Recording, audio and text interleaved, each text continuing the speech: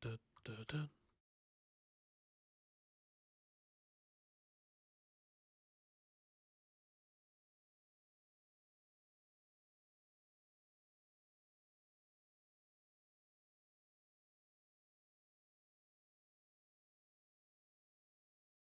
Dun, dun, dun, dun.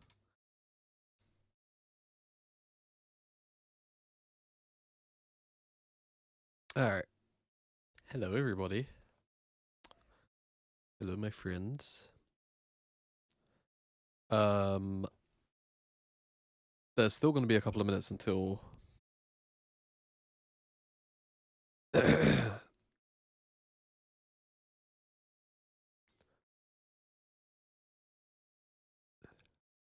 still be a few more minutes until the series kicks off. So we're just chilling.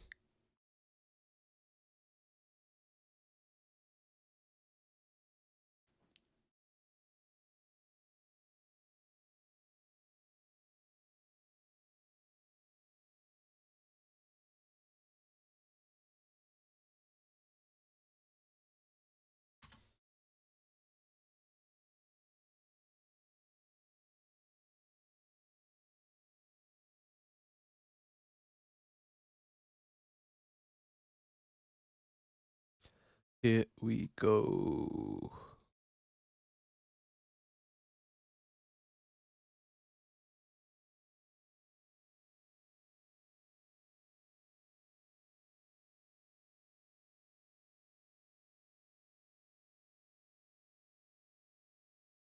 Oh, I need to mute the, not mute, I need to kill the Ruddy logo.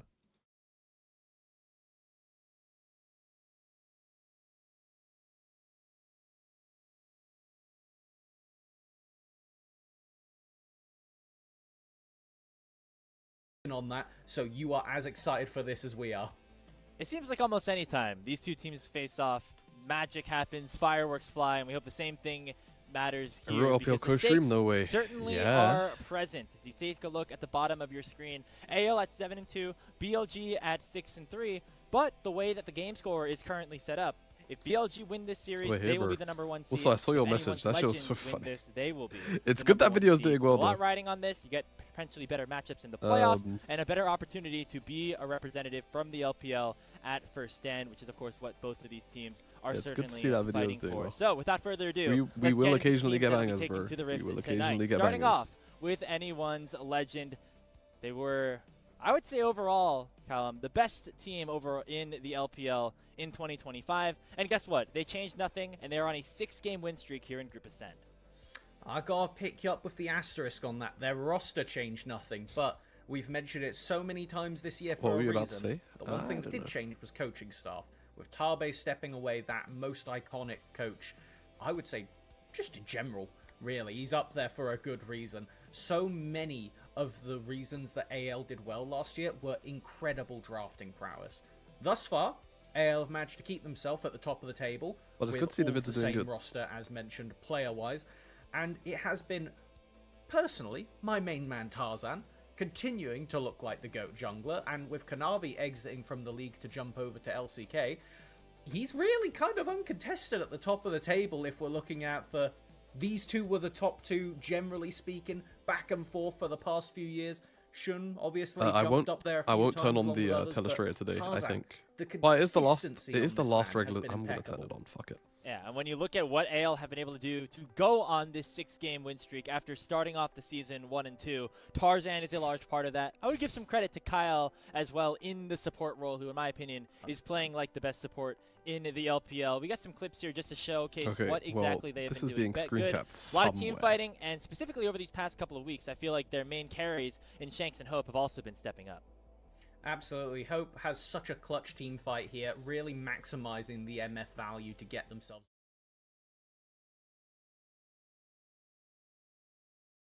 Right, I need to. I know what Fight I need to do. ultimate from So the this, Rek'Sai W. So we know when the stakes are up, all of these players. just randomly here. That can be the same. Co-stream feed.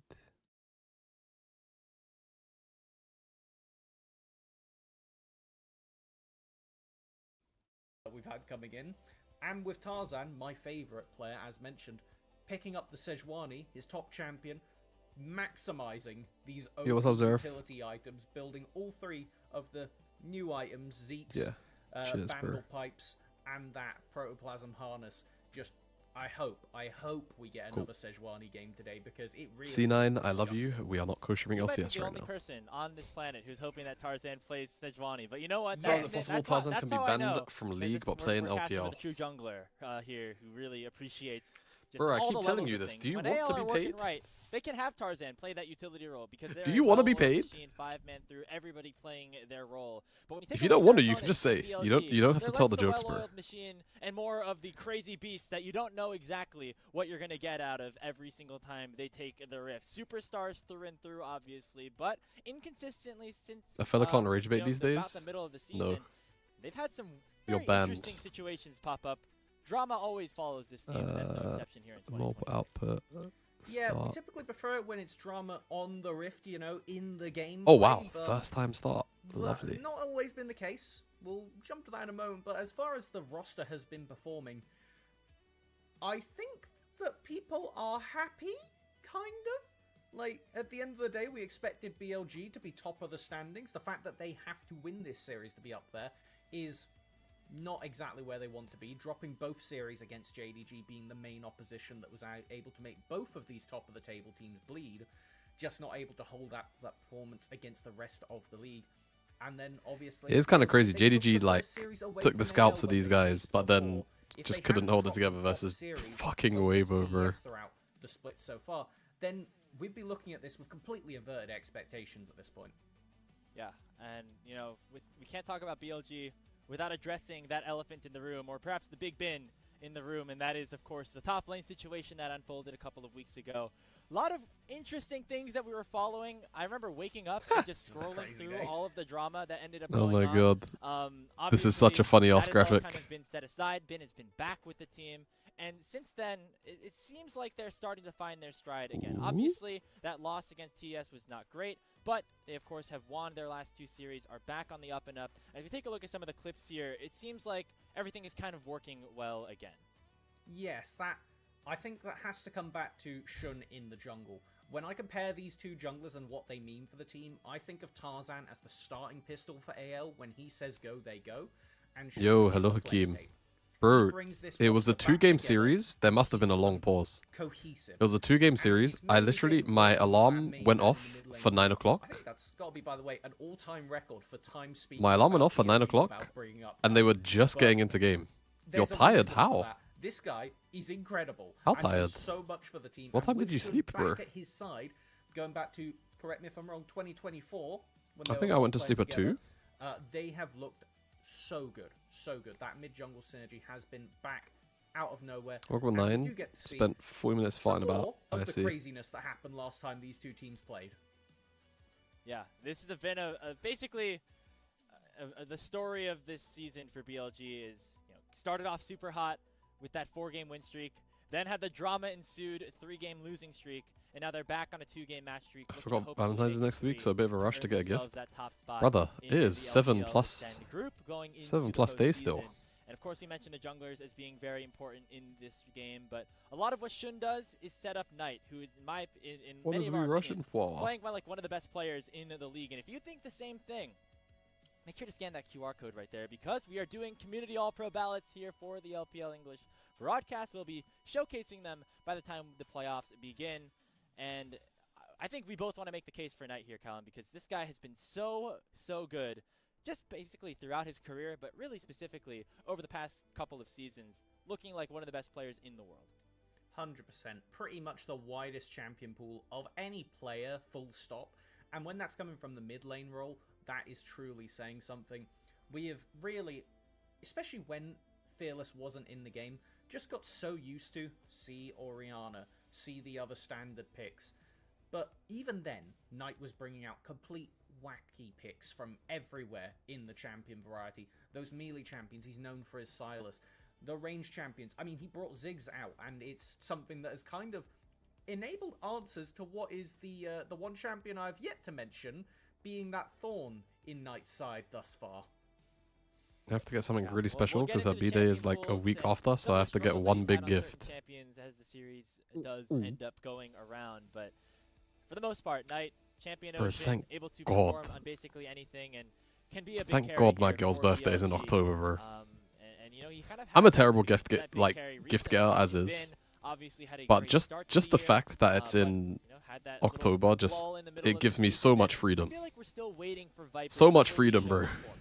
We've seen flashes of that Viper who was the Like, you best know those carry in people the where world, it's like who won worlds back here in the their LPL like 5 seasons ago, but it hasn't their always birthday is all in been there. It December, feels like then their there's been partner's moments where birthday is in other December, carries then like are their kind of parents' outperforming birthday him. is in December. It doesn't Oh, feel like that is the case ginger. here for Knight, and until everybody else gets back into form, he has been what has helped BLG continue to be at the position that they're in right now, to where they are playing for first place against anyone's legend. Completely agree. I think as far as just consistency goes, it's always been Knight number 1 or number 2. I'd be for so mad BLG if I had to throughout spend that every much money game in we've the played, space of and then it's been fluctuating. Is Bin having a good yeah, game? no. Is Viper having a good game? Is On getting a clutch engage? Is Shun continuing to just keep Knight in the game? It's been something that I think the tale of the solo lanes will really be how this series shakes out. The first time these two teams played this year, which was, again, at the start of the split, I believe it was only the second series played for at least one, if not both, of the two teams, we had Bin and Knight pick up at least a couple hundred gold, if not thousands of gold, individual leads, pre-15 minutes, in 6 of those matchups. 5 out of 6 of Wait, those low-key, matchups. The low-key, it's only actually hell for my where girlfriend. BLG solo lane Now that I was think not about ahead it. of the AL equivalent. Now that I when think Knight was playing this is with it. Christmas in December, So, our something we'll have to anniversary is watch in in terms of January, picking Valentine's is in Van, February, and then my birthday is in when we get March. into this. I believe AL is going to be first pick here in this first game of the series, Right. which will be starting momentarily, as of course we are getting all the players set up here in our final series of the regular season. Reminder, not necessarily the final series before the play-in / Knights Road does begin. There is a tiebreaker match tomorrow, so in case you were worried that you weren't going to be seeing any more LPL English for the next couple of days, don't worry. You got one more day. You got NIP versus WE in just a Stage few walkouts. short hours. But without further ado, it's time to introduce the teams. Bring them on out for Oh, our I need final to pull up series of the regular season. multi-chat. AL on a 6-game winning streak. They're the hottest team right now in the LPL. And they're going up against BLG, Oh. potentially got the most stars in the league themselves. I just can't do anything but grin right now. Like, this is so exciting. Just, I might actually pull up the Twitch feed. I know I said it earlier. The first series these two teams played was so good. In the production chat, Okay, can I get a for existing can I get a couple of versus messages? AL. Can I get like a Thank you for hello assigning me to this from broadcast, anyone, BLG just real quick? versus Actually, just AL. make sure It the was dock is so working. good. Just titans of the league before we had any idea what exactly we were going to be expecting. Okay, lovely. Just a reminder, Demacia AL did not Thank field you. this roster. Oh, they're giving out That's that's for New Year, right? This 5-stack played together, and for BLG, they were playing without Knight and didn't look too hot, honestly, as the 4-stack with sub mid. So the fact that we got to see such incredible quality League of Legends, just S-tier stuff, I am absolutely ready for that, and I am manifesting that this goes to 3 games. Or just 2 really competitive games like we saw in that last series. Almost just as good. As you can see, the teams walking out right now in their Chinese New Year red jackets, handing out some envelopes of good fortune to the fans in the arena as well. Really fun to see, as of course we will be taking a short break. Have you got to win this game? After the I don't conclusion of know. Knights Road for celebration of the Chinese New Year. And then we'll be right back into it to playoffs. We get our first I don't know. teams set It's for first stand. And like we talk about first stand. We talk about these AL are international AL are tier weird. as well. It feels like AL are these are weird, two BLG teams are that weird. did Like very they well might be our first representing and the second LPL place at that teams, but tournament, much like they had in essentially I don't know. the It's last 2. they're close enough to each other that internationals my so only realistic answer is I just have to I see think what the it's draft very is much the and safe go off bet the to draft. say that this is foreshadowing for the finals to see who will be the 1 versus 2 seed going into first stand. Obviously, we still have an entire playoff bracket to go until then, but considering we know these two teams will be in Group Ascend next split, will be in playoffs this split, I think you've got pretty good odds that, if not both, at least one of these teams will be representing at the first slot. And, you know, AL, kind of business as usual. They have been that kind of dominant team, consistent team, remaining with the same roster, of course, all the way through. Who does Xiaoshu play for? On the other side, though, for BLG, I'm assuming that's supposed they to be felt like their Xiaoshu as performance in internationally Xiao and wasn't then enough despite some of that XU domestic instead of success, Shu, despite like winning the written last like split that. of the LPL. That's, but remember, completely fell apart JDG. by the time they got to the Swiss stage. So they decided some changes needed to be made. They brought in Shun, returning from the organization for the last time they made it to World Finals. And potentially the biggest change of the offseason was Viper going in and joining a BLG. Hasn't fully worked out just yet, as there have been inconsistencies here and there, like a BLG season traditionally does possess. But the hope is that the upside will be better than what was able to be provided in 2025. And this is the time to show it. Obviously, the consistency, maybe having the longer track record for AL has taken them this far. But at this point in the season, BLG have had a lot of time together, and now it is a time for them to fully show their form as we get ourselves ready for the postseason to begin. 100%, and with Hope being the opposite number in the bottom lane for this series, I think that is another place where we need to be looking, because while Viper hasn't really hit those top tier ceilings, there was a reason that the whole it's Viper Life Esports last year was the case, because he truly was the man who would put the team on his back. Was it necessary a lot of the time? Yes. Has it been necessary thus far with BLG? Who's to say? There's been some games where we would have appreciated the entirety of BLG on Viper's back, but my hope is it's just going to be a bit of extra time before we see Viper start to reach those absolute peaks and then continue to just be the master of consistency. Whereas Hope, on the other side, I personally, as a new person to the league, would not say Hope has felt like the most consistent man. You could add the preface of on AL, you can add the preface of in the ADC role, but what that does mean is when I see Hope actually pop off, as in one of those clip team fights we saw before the game, he truly can put out more value than really any other in the league, as far as, except for Elk, who, you know, we saw him do his pop-offs earlier today. Yeah. Elk's looked kind of incredible, you know, got respect game, but there is always the hope that we get to see both of these two reach that peak ceiling for this matchup where they know the stakes are everything to play for. Yeah, I mean, when you look at what Hope has been able to bring to this AL lineup, it feels like he's the guy that can consistently play high-level AD carry when the team is ahead, but you don't necessarily feel comfortable relying on him to be that big difference maker. Hakeem, could you perhaps learn how to spell? To be the X oh, my factor in camera. the series. And honestly, I feel the same about Viper throughout the first 9 series of 2026. What's all this, dog? Has not looked like that big star. Ah, just auto yet. white balance is on, Whatever it auto may be, focus is not being on. able to Ah, I mesh see, well I with see. On, not being able to fully integrate in this team. Obviously a great player. I would, he's probably a top 3, top 4 player in the league right now, but not the superstar that we thought we were going to be getting when he moved over to the LPL just yet. It's gonna happen at some point, and maybe this is the series that it does, but it hasn't been the instant come and be the best in the league. Obviously, I've dropped some series since then, and I think that the fact that we haven't had that full superstar potential be unlocked is a reason why. One thing I will point out though, is even when BLG lost their first game Start a against fucking AL, game, lads. Viperon still got a solo kill, or better said 2v2 kills in their lane, despite losing that game later on. So, as far as this particular bot Thank lane you, matchup has thank gone, you, in thank one you. That's best of all three, right. mind you, series we've got to see. Right, between draft the is two of up. them. BLG's bot lane has been Draft getting is the up. upper hand as we start to get into the I'll move bans, my cam up a all of little the bit more. usual suspects off the table. Will we see Azir banned, BLG, or are we taking it Yes, first? God they bless! will.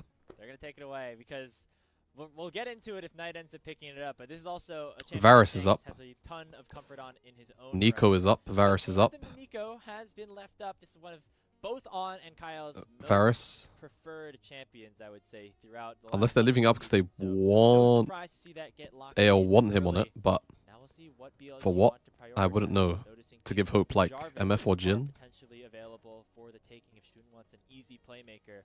Maybe they go down into the mid lane. Rise. Get Yeah, Knight Talia as well is also up. It's an interesting one. I don't know if it'll be picked this early on, but in the last series they played, AL did ban Karma against On in every single game they played. So I'm quite curious to see if we will potentially see Jarvan. a Karma Yeah, like pick there's up so later many into the so many draft short picks until up. a second rotation ban. As now it is just trying to see which of those prio picks BLG want to snap up ahead of this second set of picks for AL. It will be very standard. Ryze and Zhao, but it must be said the Ryze and Sivir combo with the Shen support, we're probably not going to see that one this game, was the thing that pushed BLG over the edge to win the game 3 of their last matchup, utilizing that early rotations and map mobility as that is something. Yeah, Wow, I was insta Cassio wondering if we slam were gonna get the into the Anivia Rise, answer into the Rise and Zin. Rise. That's something that's been Now really again, popping up I keep bringing it all up. across the League of Legends Varus is up. scene, Now not I know only they in the LPL, where I feel like it really they're playing on the point. patch now where it's Cassio, also a nerfed. traditional I'm pretty answer sure. to this pick.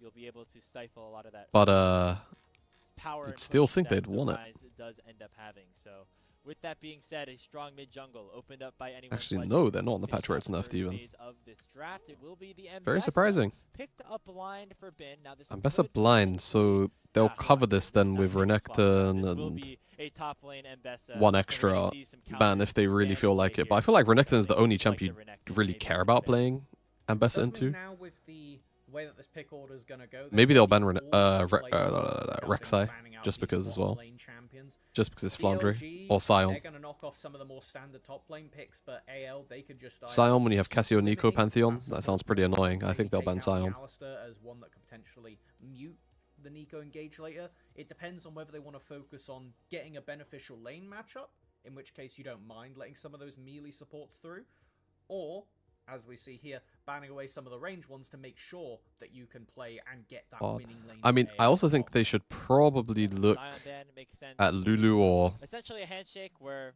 the Mbessa can get ahead early, but then the Yeah, Sion there's can the Sion. I decide think they should Flandre, also look one at of the better Lulu. Sions that we have in the world, especially when he's And put like they on mentioned that earlier, they were on banning the weak on side, a so On's gonna have to Karma a lot. resorting to something else. Alistar though? Sion Okay, good. continue to Still get fine. targeted, but the Karma not left unbanned at this point. It is still available. We'll see if that. I feel like an enchanter like Karma Lulu here. Yeah. That could be a fun 2v2.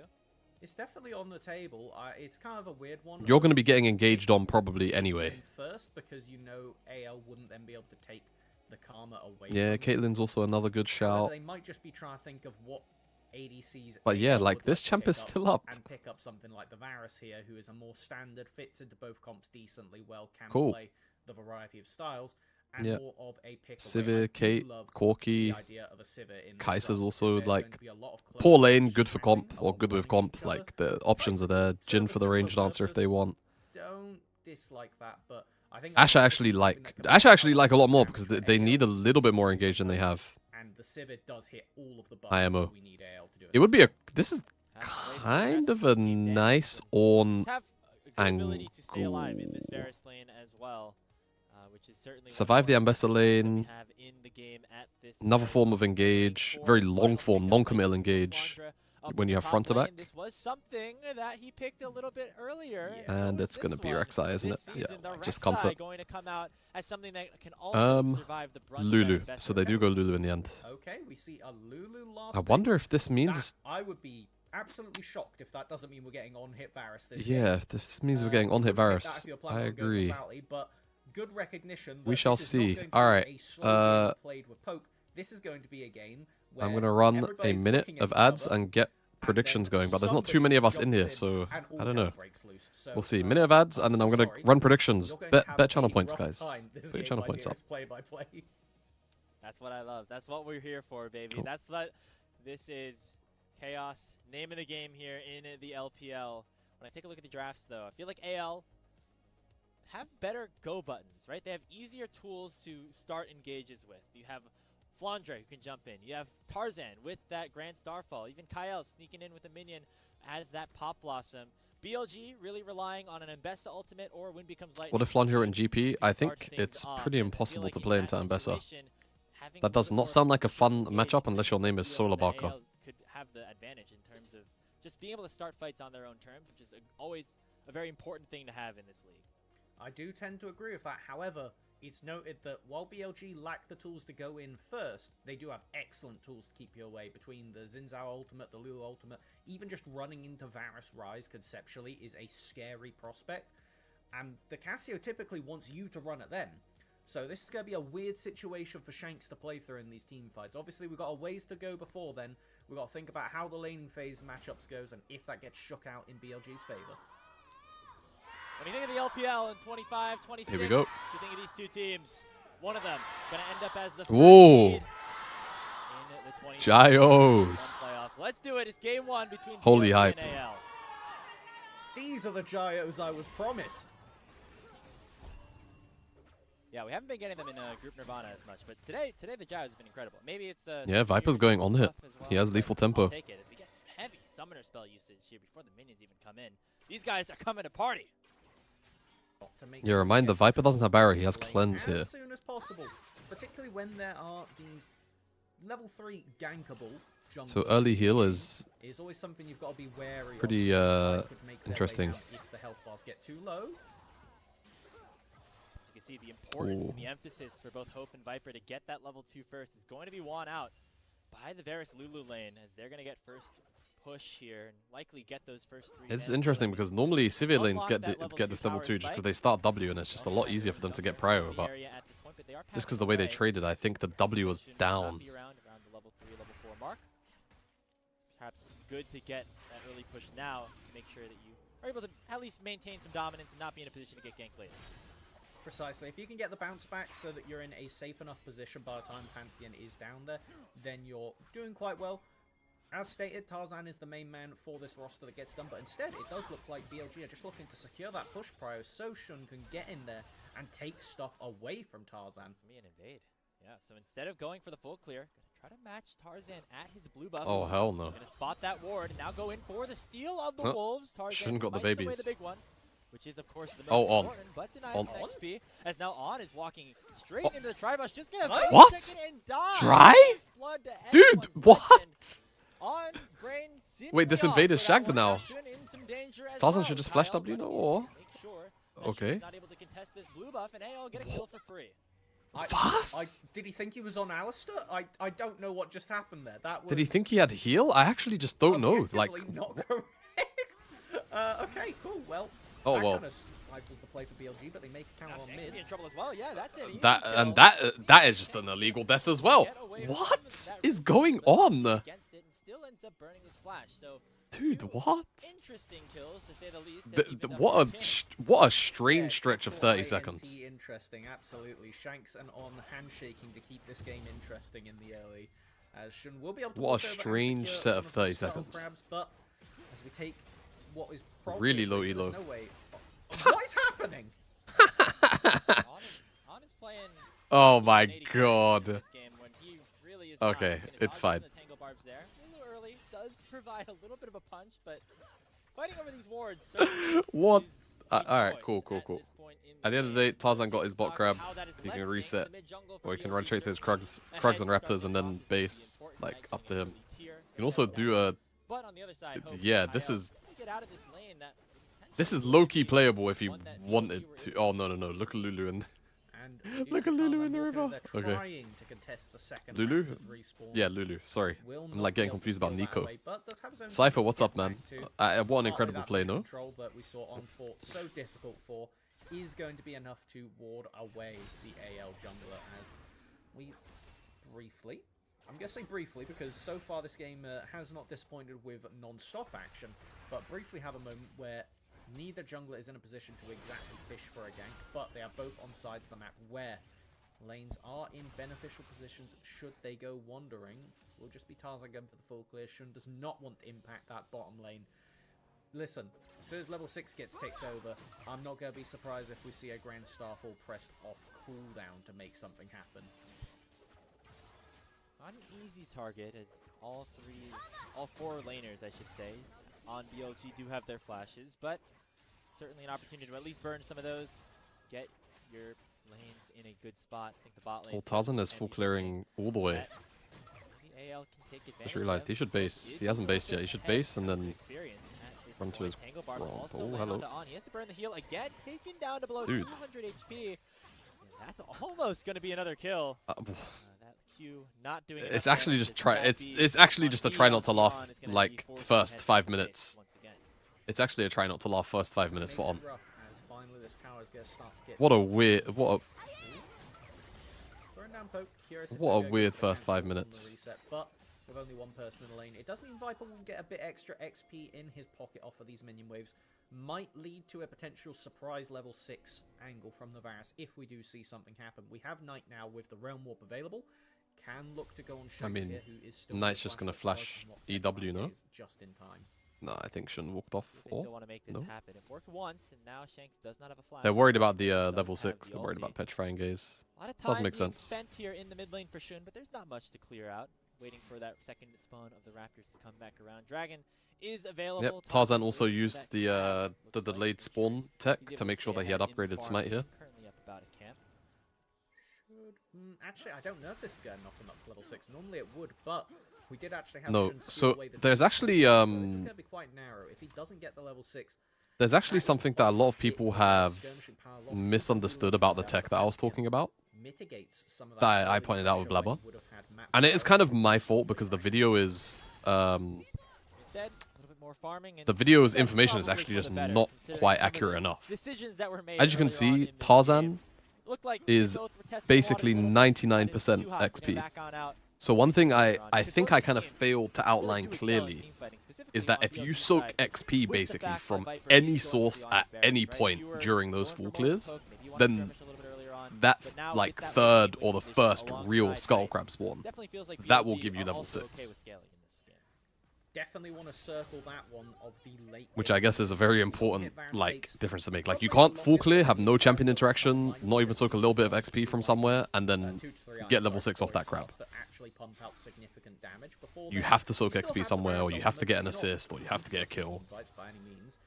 But and then with you will be Hope level 6 off getting that crab. that first gifted kill and being able to sneakily grab a cull in the meantime. Because there's a big difference. Like if you hit 6 in front of Dragon One of the on best that crab, champions at then accelerating herself in gold by just hoovering up farm. Should be obviously, getting a bit you know, stronger than that's Viper actually before, game changing. You these can team start fights Dragon will on start spawn, to the enemy roll team on. can't skirmish you. Unless we There's a see lot of some different things. major jungle intervention, I expect this to just be kind of a calm lane. Thing is about Sivir with the spell shield and Nico with the Gonna learn Cloud. Alawi top. I'm Does so make it arsed at support to difficult carry games of for silver. Viper to Bro, then find don't a learn proper Alawi. angle. That is what the main Alawi is like one of the reason worst Sivir champs to is learn in the Varus generally. if you intend to climb. IMO. AL Well, like, position around this Dragon. I shouldn't blanket statement say it like that, but basically, because her kit is so unique, you don't really learn how to play the game. You learn how to play Alawi. So then if you can't play Alawi, or like again, that champ has so many weird counter picks as well, that it's like you're not really getting better at the game. Even if you climb, you're not actually like going to stay there for that long. Difficult if AL continues to stack up those objectives, but by then we have Like you plenty have of to time already go. fundamentally be decent at the game. May, I believe, yes, okay, with the Rex To play that champ. Fished out vision, knowing this is being done, there is always the potential for Tarzan to ult over. We have definitely not Hope in the mid lane, currently lurking around. It's also I can't turn games. Yeah, that champ can't really turn games. Finishing this blue buff though before She doesn't have the impact she lane doesn't have the although capacity to do Grubs it. or Like she's honestly not a good Evo solo by the queue looks of it. champ. Yeah, it feels like, you know, Tarzan, a player that always is able to make his presence known on the Rift. And we She's haven't not a good seen him champ, go for period. any ganks of any sort, but the way that he's been clearing, the way he's been positioned in the right places at the right time, still feels like he's had a very high impact to this game. So far, it's been a lot of a pressure gauge that neither team has really wanted to let pop after it exploded at the 3-minute mark. The thing is, the Xin Zhao definitely does scale better as the game goes on, particularly having the Lulu in the pocket. When Xin Zhao gets an Enchanter, the amount of sustain innate to his kit can really go crazy in these team fights, and it might prove deceptive when AL go in and try and burst out a single target, which is what the Pantheon wants to do. He wants to press W on someone, have the rest of his team use their CC. Is Tarzan gonna ult top here? And then Tarzan's reset just standing for still another looking at- slow engage and yeah. look for another play, as he is diving first play. Wow, right on to Bin. Underneath the tier 1 turret, Flandre does land the Oh. knockup, but it is Stun followed was by the public interrupted. execution of Bin. Void Rush comes through. Uh-oh. Bin not gonna flash away from the damage, but does Flandre's make sure Flandre dead. goes down to the final turret shot. Good It's a dive. confirmed 1-for-1. Good dive. Tarzan does Smile. kill him Really with well the played by Shaman Ben. Spear. Really well played by Ben to get the 1-for-1. Oh, hold on, he's Oh. ghosting aggressively. Tarzan may have to flash out here. Yeah, It'd be it's okay possible. for Oh, now. thank you, Chinese ad. Just to get away from a lot of that Thank you, damage Chinese from ad. the overload, but does have to flash away. So all things considered, a 1-for-1, plus a couple of summoner spells and ultimates being blown across the board. Very close stuff right there, even if that dive had been That's slightly why better Alawi executed. was the This is idea. I can main just split push and problem end. you're Well, about if to you're gonna see do is that, Bin then like getting to buffer learn his Tryndamere. ultimate. He walked away from where he was expecting Tarzan to land, which gave him enough time to get away with this. And as we get to see, it was essential for Flandre eating that extra tower shot and going down. Knight was there though to pick up, and I think him trading Ghost here for Yeah, Panther Flash Trundle. is very, Trundle's very another worth good it. Lower good cooldown example. on that summoner, and more likely than not, that Pick Panther Trundle, to flash always right permaban Jax. Doing a little bit of harassing, not following the minion AI, so Knight knows that it is okay to back away from that wave. Not worth the extra 14 gold. Damn, As- minion got hands. Exactly. So Kyle doing his best to try to make his presence known in the mid lane as Knight Tryndamere is ugly. and On have now resorted to farming What? out this wave, clearing it out, maybe trying to get a crystalline bracelet proc or two. I was about to AL say something, but it's general low-key a little taking bit on the lead. sexist, A so lot I of that, can't. though, going towards the bottom lane where Hope It's like, really been able to pick up a ton of plates, get a lot of CS, and also gonna just get like, the bro, farm. just shut the fuck up and He's gonna be learn pretty Tryndamere, man. accelerated at this Just point in the game. Is a bot lane you want to split push? for Just like learn the split push, champ, bro. This Essence Reaver is basically saying, I get to infinite wave clear now, and you cannot do anything about it. So Is this allowed? going for this Going guy. in, Flandre forced to flash away. Bin with that Q3. I guess it able to is. Finish off the kill, but Tarzan is here, and He's gonna be able to walk out. Damage in his own right, but Bin follows up with the public execution. That eclipse with a lot of Oh, survivability. man. And in goes Shun with the flash, and the wind becomes lightning. Oh, Strike, bro. and the kill. That's 2 for nothing in favor What a of horror. BLG. I think the AL simply weren't ready for that kind of play. I'm pretty sure Tarzan didn't have stun going into it, had just used it on his Krog. So I suppose it didn't look like Bin got stunned at any point there. So, yeah, going to be very happy feeding some gold. Wait, I into just the realized top lane. Knight has Continuing Comet. That the can't be trend right. So far, it's not 15 minutes yet, but He must have BLG misclicked that. solo lane is having a lead in this matchup thus far. Thought process just was right noted. here for Tarzan. You know, hover Flandre, but just wasn't ready for Shun to come in quick enough. So does he actually get a stun? It didn't look like he was stunned under tower. No, okay. I was about to say, surely if he's stunned under tower, then Bin takes some amount of damage, but it's just not Yeah, enough. I And mean, he clean does W, but execution. then Nice flash from Shun to make sure he gets in there. Even an extra Just doesn't have second the damage, so bro. giving Tarzan time to close off his E and pop Bin with the last Q. Nice little comeback. is what it is. With that, it is a top side, very far ahead for BLG. Remember what we said in the pre-show here? Colin, it's kind of all coming back around. Solo laners for BLG, able to put themselves into good positions. A lot of that, though, with the help of Shun, who has really been a catalyst in terms of playmaking here for Billy Gaming with his return to the lineup. On the bot side, though, it is Hope and Kyle really keeping the gold in a reasonable position. We'll see if it matters here. Potentially BLG. Can't wait for my Rice to start taking comment and say I saw Knight do this. Piper has picked up the Blade the Rune King, so he is no slouch in a team fight. No, It's no, not it has to be how misclick. by any means, but Like I don't think there's so any close to this reasonable point, and now it's like hard to chain of figure out what logic we're gonna do for as you we to start ever say, most yeah, of the quest finish off. It is just support for AL and mid lane for I'm BLG. going Comet Rise over It Phase does Rush. mean that Knight necessarily gonna take a little bit longer in the side lane. He's probably very close to the quest by the fact that Shanks has it and he doesn't. He did pick up his kill, so that should, in theory, make him pretty much on the edge there. Once that empowered recall will help with being able to rotate. No, the but fight there's no way that basic. poke is more valuable Now than it's Phase questing Rush. around Dragon. And right now, It's just not Top possible. side of the map, so will not be in a position to contest. It looks like the goal will be to play a pseudo Well- split map situation.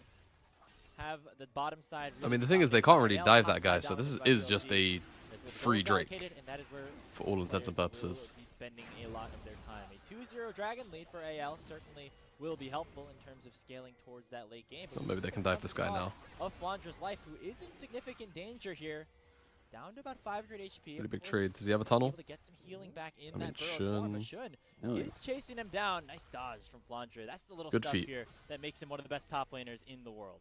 Well aware after the previous play that he can avoid this as long as he dodges away from that essential ability, and we'll be able to TP back up top as the unleashed TP at this point is going to be safe up there. Tarzan pressuring bot lane, but Knight's quite tanky.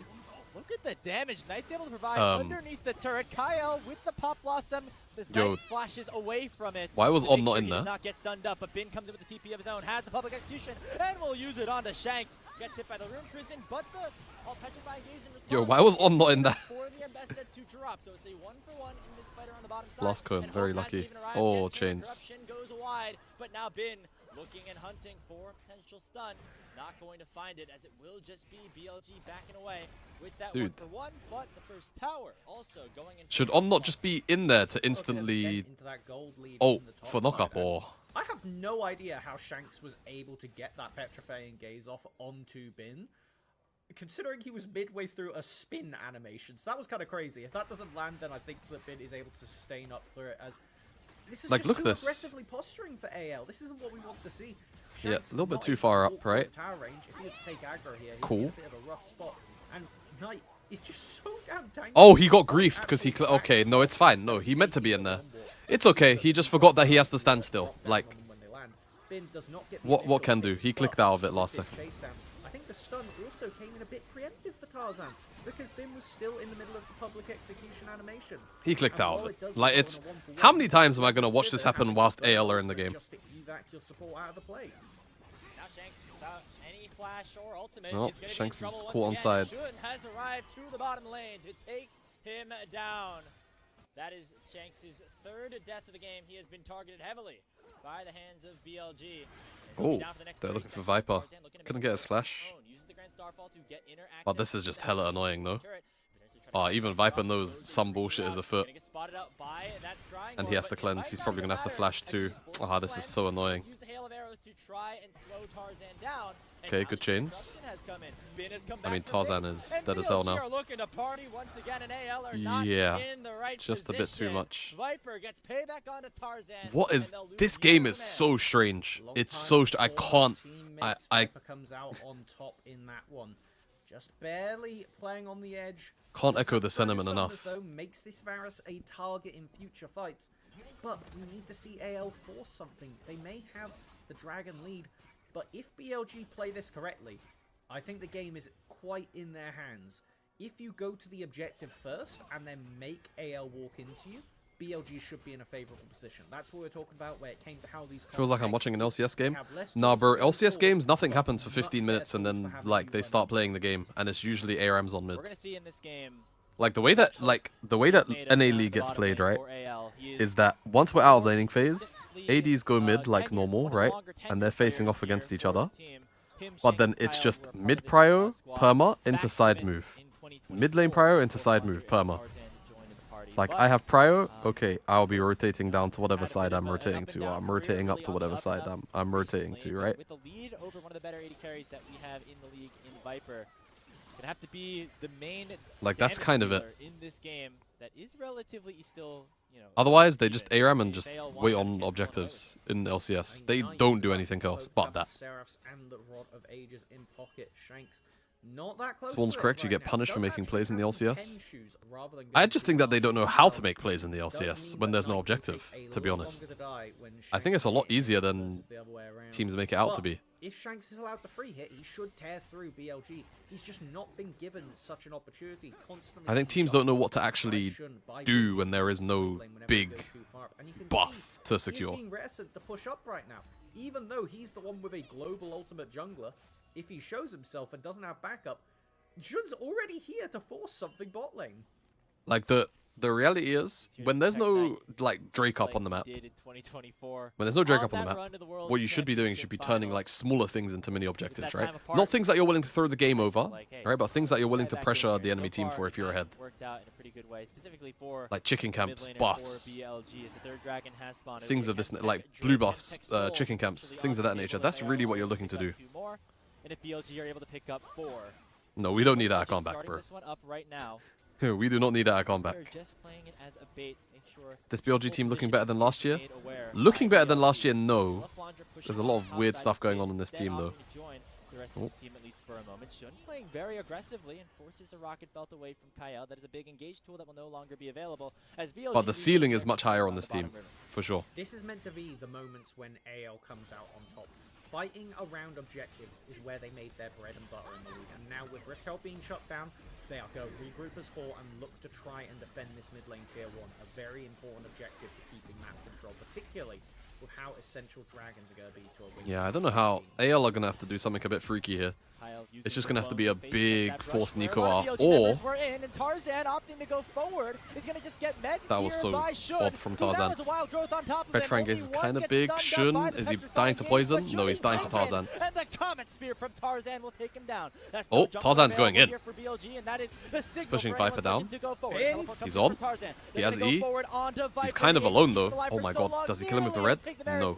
But he will live by the slimmest of margins. And Bin has come in to clean up the rest of the fight. Flandre flashes in. He's able to get one back on tonight, but the Mbessa is just massive at this point. Bro, Tarzan was so 1v9 there, and no one on AL could help. 2-1. Looking to tear apart this Rek'Sai, and Shanks is in some danger as well. There's no ultimate available here for Bin. The way that Bin was posturing was making me feel like he was gonna like flash R. On top in the fight. It's a 2-for-2 overall. But well, we're just resetting and going again because no dragon died. Respawning. I feel like we're going to get this salty run back very, very quickly as the map starts to repopulate. And we get to see this one kicks off by Tarzan, the guy who pulls the trigger, going in, jumps on tonight. But look at this, as soon as the Zinzal comes down, everybody dives in from AL to try and DPS, but the Lulu ult completely stifles. Oh my god, Kyle flashed out and rocket belted in to try and kill Shun. Tarzan collects him on the end, but this is just straight fist fight, bro. Been rotating down, causing the problem. It's a shame Tarzan's R was the way it was, but it made sense that he thought that the pathing would go that way. Then he just doesn't quite get the kill on Viper. It doesn't matter too much in the end because I don't think Viper contributes anything, but just the fact that he doesn't get that bit extra gold, you know? So overall, a 3-for-2. Oh, Drake died. Drake went to BLG in the replay. And make it back to the pit, but it still means that BLG were able to retake the gold Very good. lead, also add a dragon to their arsenal. Make sure that there is no soul point available for anyone's legend. Well, if this is the LCS, I'll be saying, guys, sit back for 3 minutes. We're not getting, nothing's happening. Expect to play very soon. Expect them to do some bullshit soon. They still have a little bit left to fight with. Hope still very much in a strong position, nearly finishing off that Infinity Edge. But it felt like there here, Melvin. The engage from Tarzan, very telegraphed, and it felt like BLG were very ready for it. That's one of the things about playing this Pantheon is unless you're getting the Grand Starfall in a position where you're not posturing for an objective, it's quite difficult to force something that the enemy team isn't ready for. That's why I want to see Hope being the guy that pulls the trigger with Tarzan to force something 30 seconds, 20 seconds, 40 seconds even, before the objective, as opposed to waiting until it's already alive. AL, they will do better if they can stand in front of the dragon, in front of the Baron, and hit it and make BLG run at them.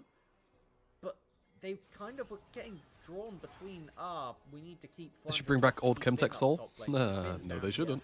Then that's their main engage tool. So AL was kind of just posturing as 4 people. No, they shouldn't. To pull the trigger, and by the time they did, they were able to trade 1 for 1. I actually think they shouldn't. It wasn't able to convert into anything meaningful. That wouldn't be good. We have a red buff fight with Tarzan being looked at quite aggressively.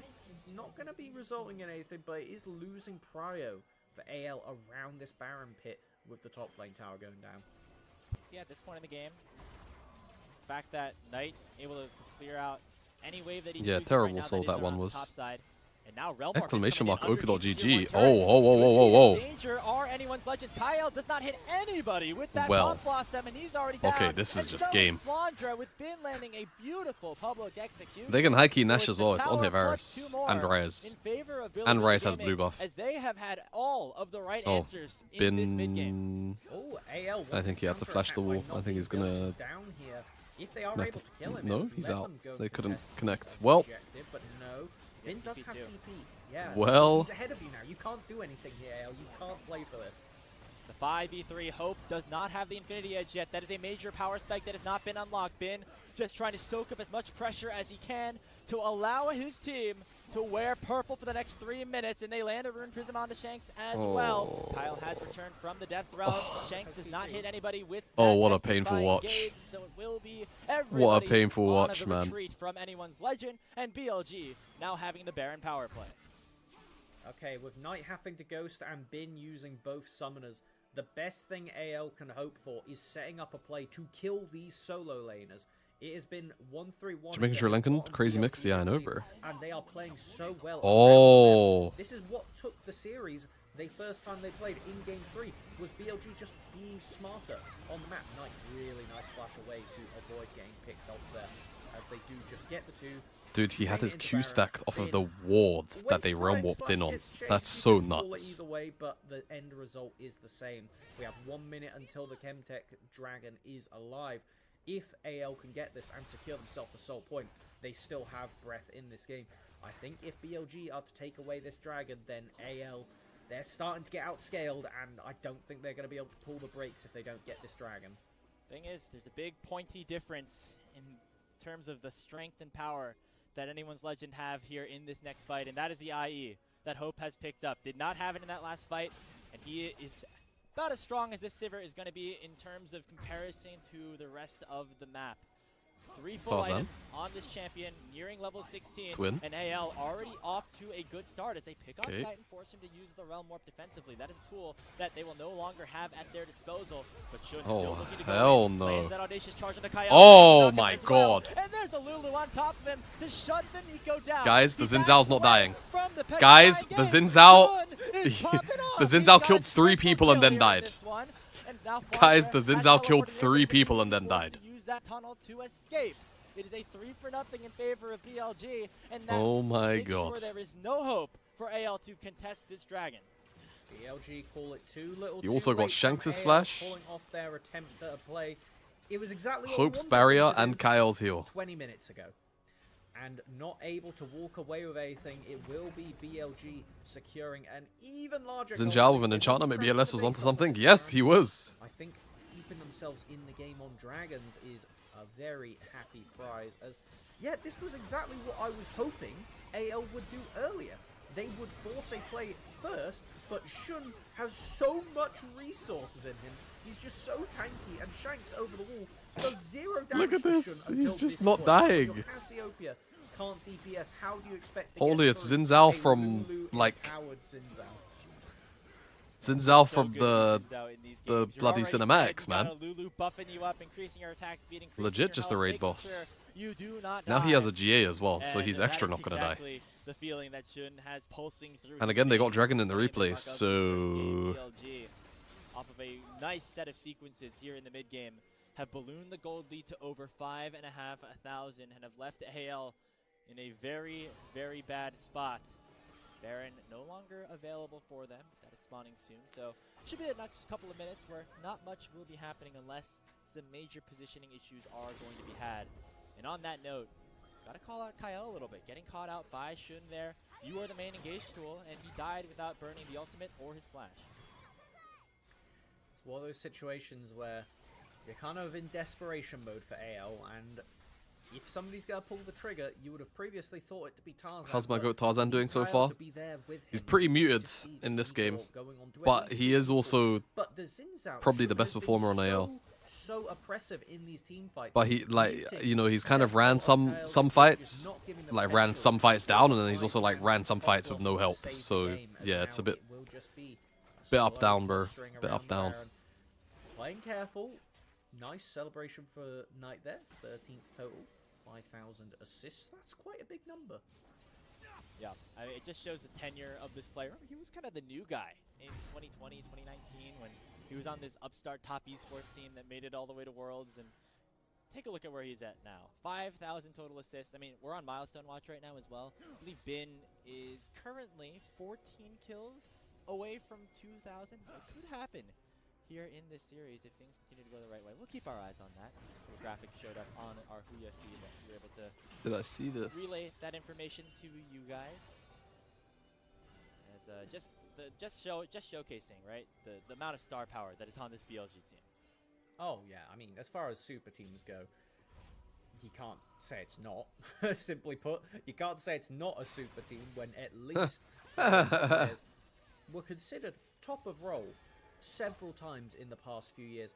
Arguably, 4 going on 5, really, depending on how far back we are. Look, as Why they was are he now permaban? just trying to lead this game to a clean execution, not give AL a way back into the game. We have seen several times throughout the split, teams have not been able to finish out games because with the changes to this season, with the changes to tower plates, with the changes to how gold works, minion works, Why is it's Cryogen so much permaban? easier to throw a winning game state. If you make one mistake, there's a lot of standing gold around the map for you to pick up constantly. And the later we get on into this game, the less the gold lead matters, the less it becomes just about dragons, just about champion scaling. Elk to AL, we I get would say BLG have we beat in Gen scaling GT1 with that roster move. 3-item Cassiopeia, Hell no. a near 4-item Sivir, still has the No, it's a potential rat, bro. to run a team fight if you do play uncoordinated. Yeah, I think a lot of it is gonna Last have to year was be the on what exactly BLG do to start a well, potential fight. 2024 was That's the what they last do. realistic year Around the Baron, China had a Worlds. backing away from it right now. Shanks and Tarzan now until another roster looks to take the JDG BLG mantle, which none of these teams I think can. ATM. You gotta kill him twice.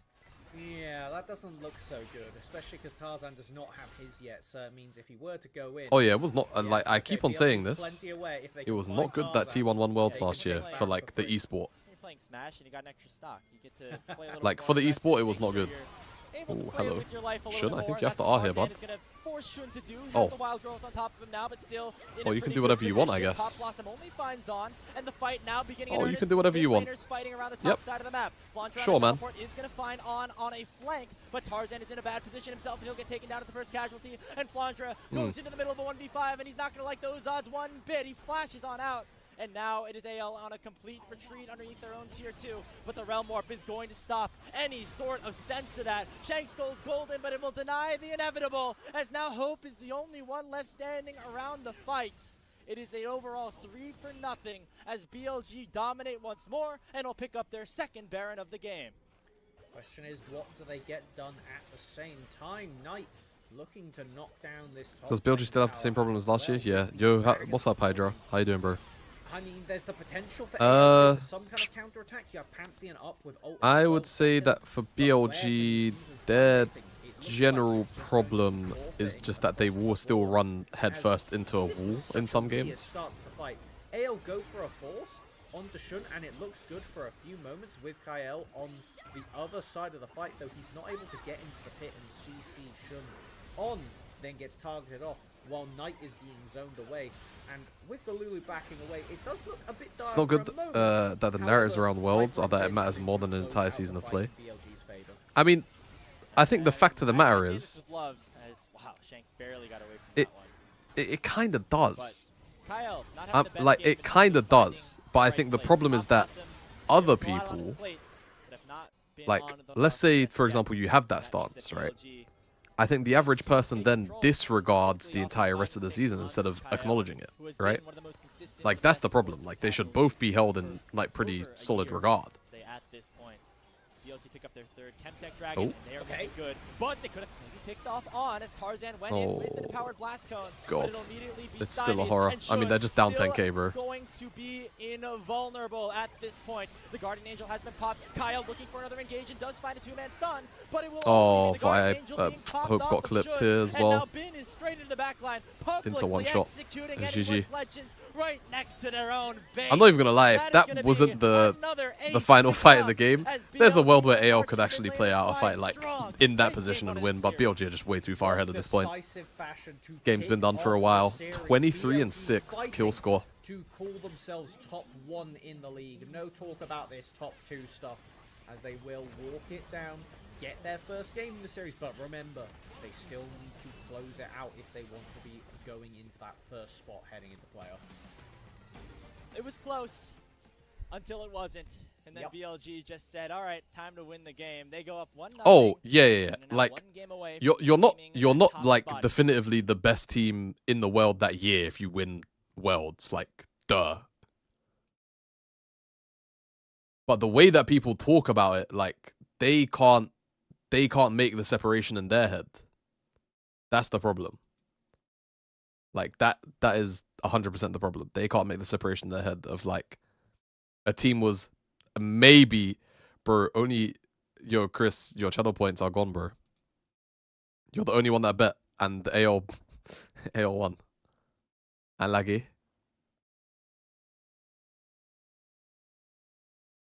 Unlucky to your points, bro. Tino, what's up, man?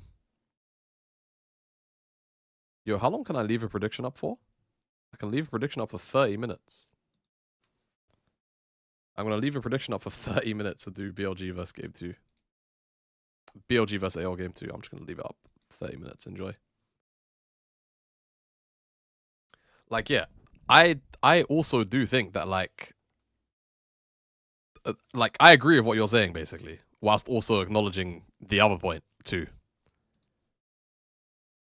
Again, I think it's like a situation where multiple things can be correct here.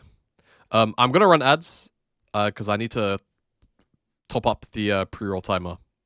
But, so I'm going to do that.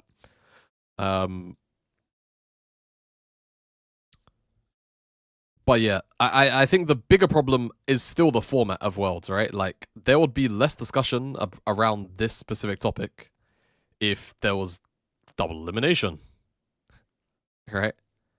If there was double elimination, then there would be no problem. If Swiss was seeded more appropriately, then there would be less of an issue. But the fact that there's so much variance in a Worlds run, like, it just completely sucks a lot of the, you know? Like, you either need double elim or a good, like, Swiss. It's really that simple. You don't even need double elim if you're concerned about MSI. Yeah, I mean, to a point, but I still feel like, at the end of the day, like, my viewpoint on it is this, right? You have the biggest tournament of the year. Why would you not want it to be as extensive as possible? Like, you're still gonna get entertainment, bro. Like, the entertainment is in the level of play. Like, I don't know. Maybe, like, I just think that so many people are, like, TikTok brain rotted that they just need instant gratification on everything immediately. Whereas, like, bro, people, we won't get into the whole double elim, like, discourse, because I think it's, like, run into the ground at this point. But people that will be like, oh, but the stakes are higher. How? How? You will go into the lower bracket, and then the stakes will be exactly the same as if it was a single elim bracket. You get more League of Legends, you get more storylines, you get more narratives. Like, I don't know. If you don't want double elimination at Worlds, I can't consider you a League of Legends fan. Like, I actually can't consider you a League of Legends fan if you don't want double elimination at Worlds. How can you, with a straight face, say that you don't want to watch more pro League of Legends?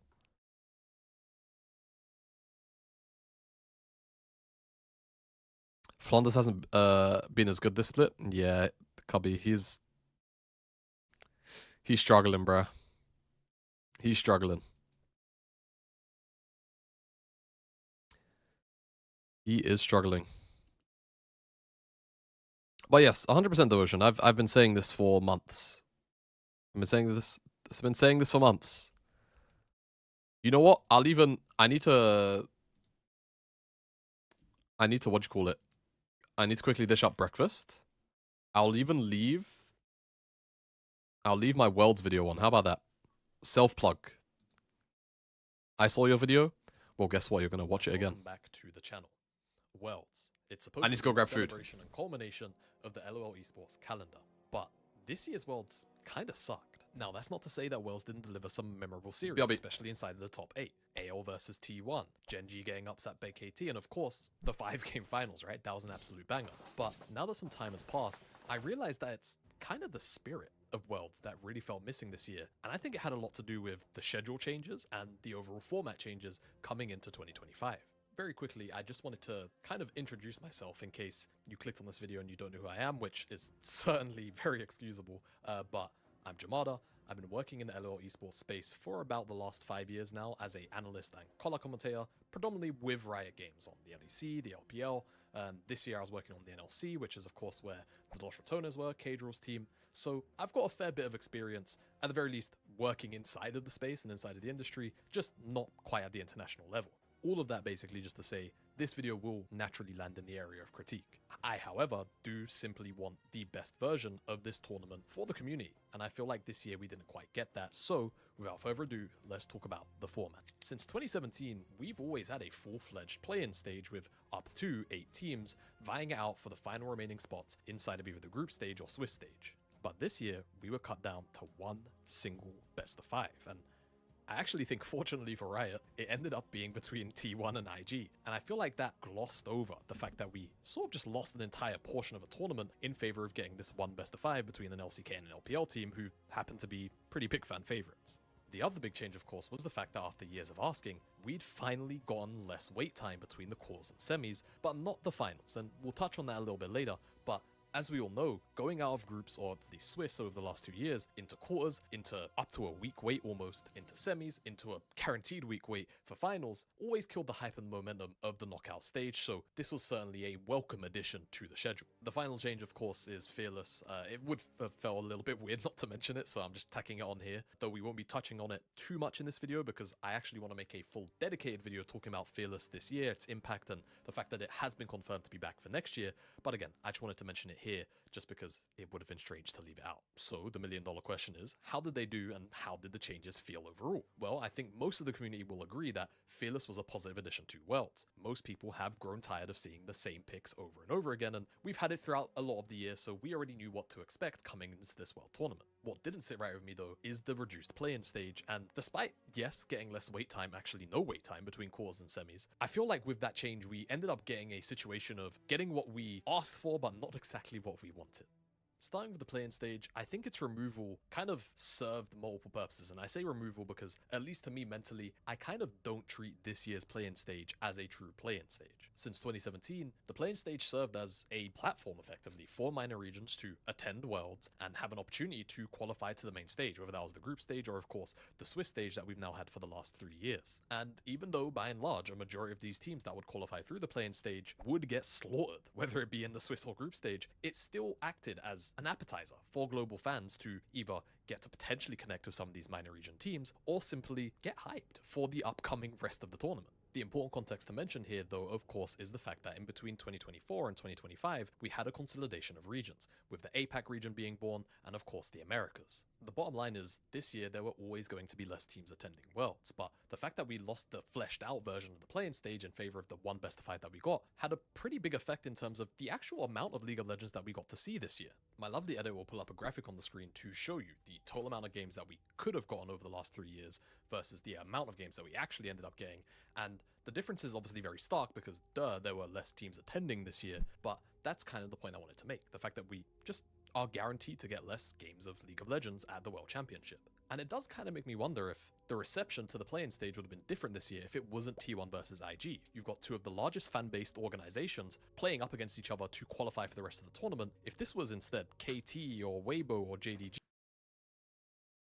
on the opposite end, would things have been received differently is really how I feel about this year's play-in stage. I think Riot Volume up? Oh, sorry. On that portion of the tournament. I left before I could read that message. I've kind of had mixed signals on this and mixed feelings overall. On the one hand, it felt way better to not have that 1 week gap between quarters and semis, but we still ended up having that 1 week gap regardless between semis and finals, and I'm not going to say it killed the hype, but I think the fact that...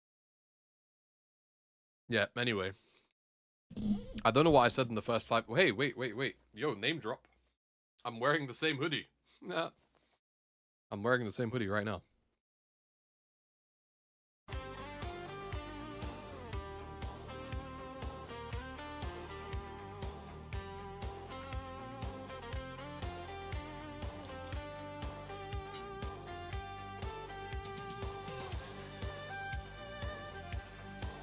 GT hoodie good. I do agree.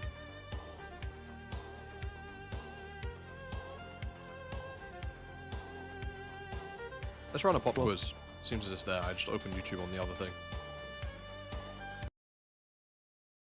Welcome back to Pop Quiz. Happy to be back. How's your LEC trivia knowledge? Bad.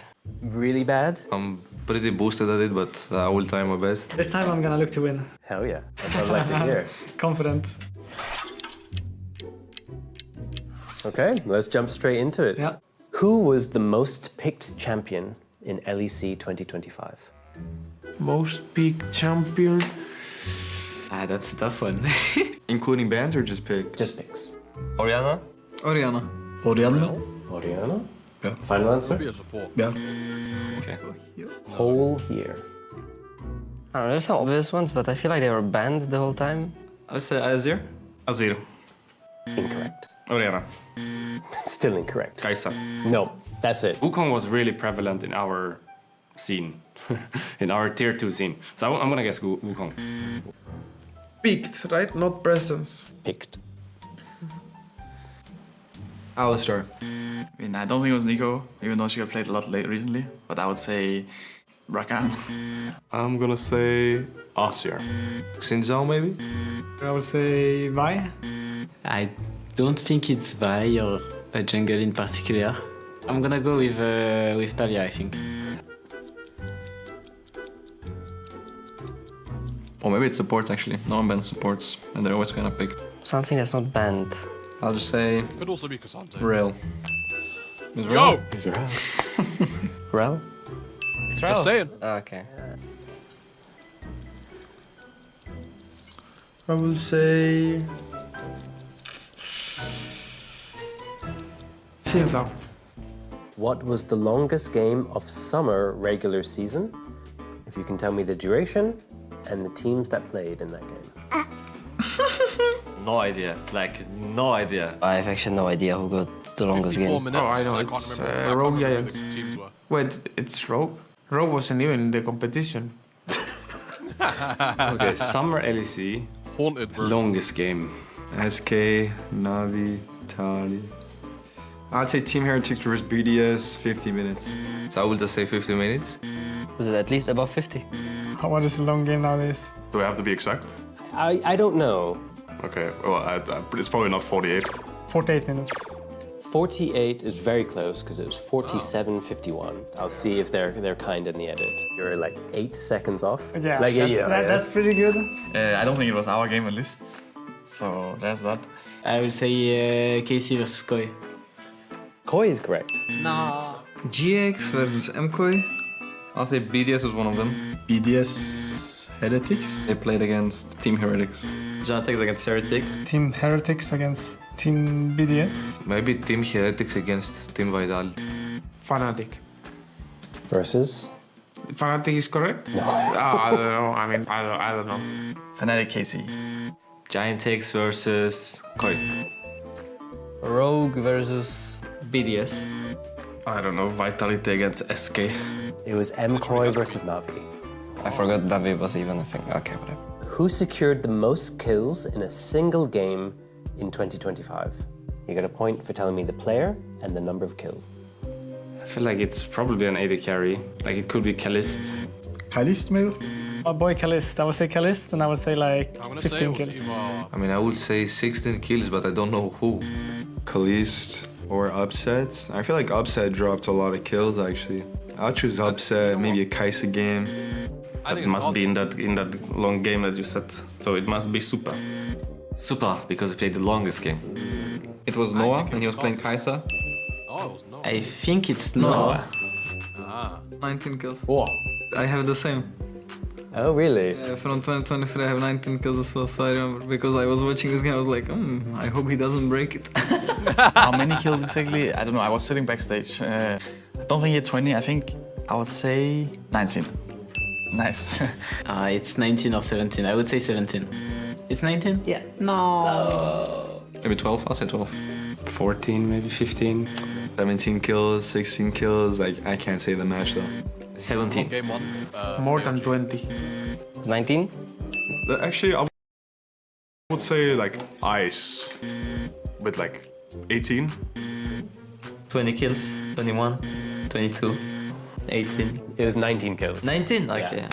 How many pentakills were secured during 2025 in the LEC and by who? Cannot think of a single one actually, but for sure there was something. There's always something. You get a point for the total number of pentakills, and you get a point for each player that you can name. Yeah, I know Supa didn't get a pentakill because I heard him say that he didn't get a pentakill, I'm pretty sure, a couple days ago.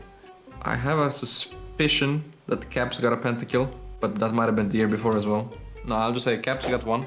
Caps got one. Caps. Caps. Caps. Caps got one. Caps got one. Caps got a pentakill, I remember. I had one pentakill, I guess. So that's the one. I think Noah got one. So you've guessed 2 correctly. I think they were only 2 actually. 3. Is that like completely off? 4 pentacles in total. That's correct. Okay, it's 4. Total amount of pentakills would probably be like 5. I would say 6. Yeah, I would say like 2. 3 pentakills. Like 3? At least 1 by Ice. I think he did a pentakill. Ice, maybe? Maybe Ice one? I think one of them is Ice. Ice got pentakill, actually. Yeah. Ice usually gets a penta. I think Noah got one against us. I remember that. You mean Noah got pentakill? Yeah. Flacket got pentakill? We're back on stage here, so Still we're available. We'll gonna probably stick here get till Jace, draft. Oriana, these car champions banned Rumble. I'd be very surprised if any of them are getting through. But then there's a couple more that could start to sink through. Maybe we do see that Jarvan, who has been kind of just up there as not the S tier of jungler, but like the A+ so far.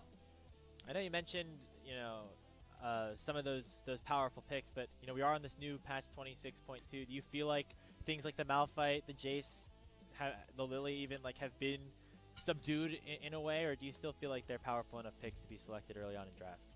I think at least in pro play, the Jace and the Malphite nerfs aren't enough to bring them back in line.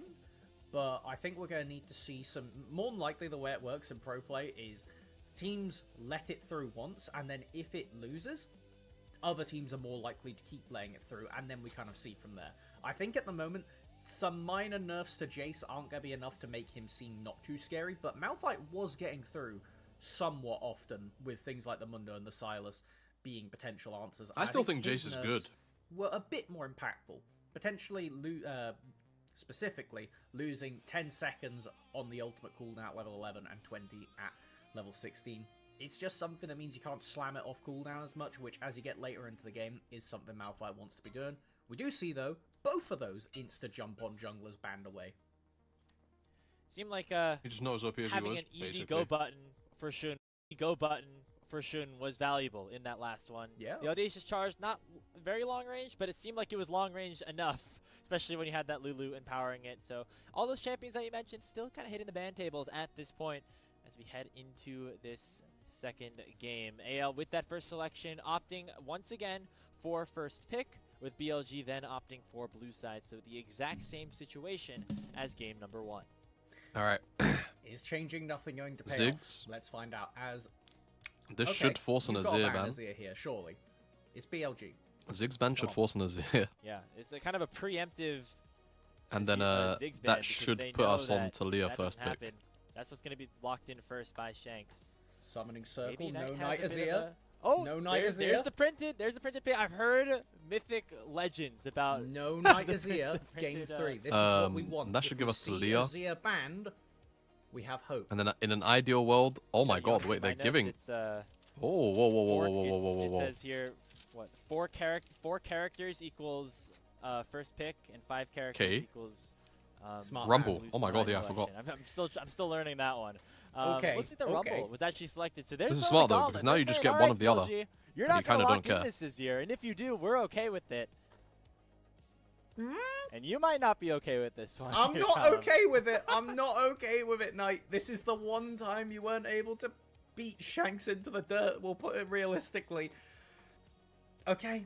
Okay. There it is. Well, So, this now means that I think you Shanks you have feels to like take he Vi. has an answer to this one. What Oh, exactly Yunari that are will gonna be go the left double to be determined. hyperscalers? Things like Akali have traditionally been answers. But now, like, okay, I cool, don't you have the feel double like, hyperscalers. the AO assassins will have are really what Shanks has been Talia thriving on plus whatever recently, jungle but they it is want. It'll be an something that he's engage been able jungle. to whip out throughout the course of his career. I don't know. And it's against Knights Azir, which again is something that he is 1-3 on this season. I mean, the thing is, last time Shanks was playing the Oriana, another very strong champion. Who Also, Shanks could can just actually play a hold their Kali own against if he the really Indian. wants to. Now, with the Ziggs band, Syndra's the only champion that really Or some, jumps yeah, out like to me as this like is a, up "Ooh, Shanks' yeah, you alley. Like, slammed they can this do into something Azir." like this. That's something, and my god, if that's not 2 melees in your solo lanes, please lock it in, because that is the most Sejuani angle I've ever seen. Yeah, and then Tarzan goes through the Sedge. Matrix Yeah, right now. I like, know exactly sure. what you're seeing too. Sure. Shank's gonna lock this in. This is a champion that, specifically towards the start of 2025, he was playing a lot of. The Yone really reached a high level of popularity. Do it. And you know it goes well with heavy auto attackers. I mean, in like, your solo lane. kind of sucks to blind Sejuani into. That's not it.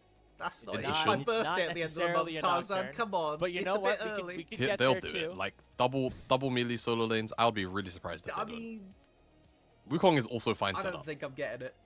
No, I don't think so. Hey, the Wukong's a powerful enough pick, Yeah, though. it's good. It's good. And something fine, that all right. Tarzan definitely is going to be able to have a lot of agency with.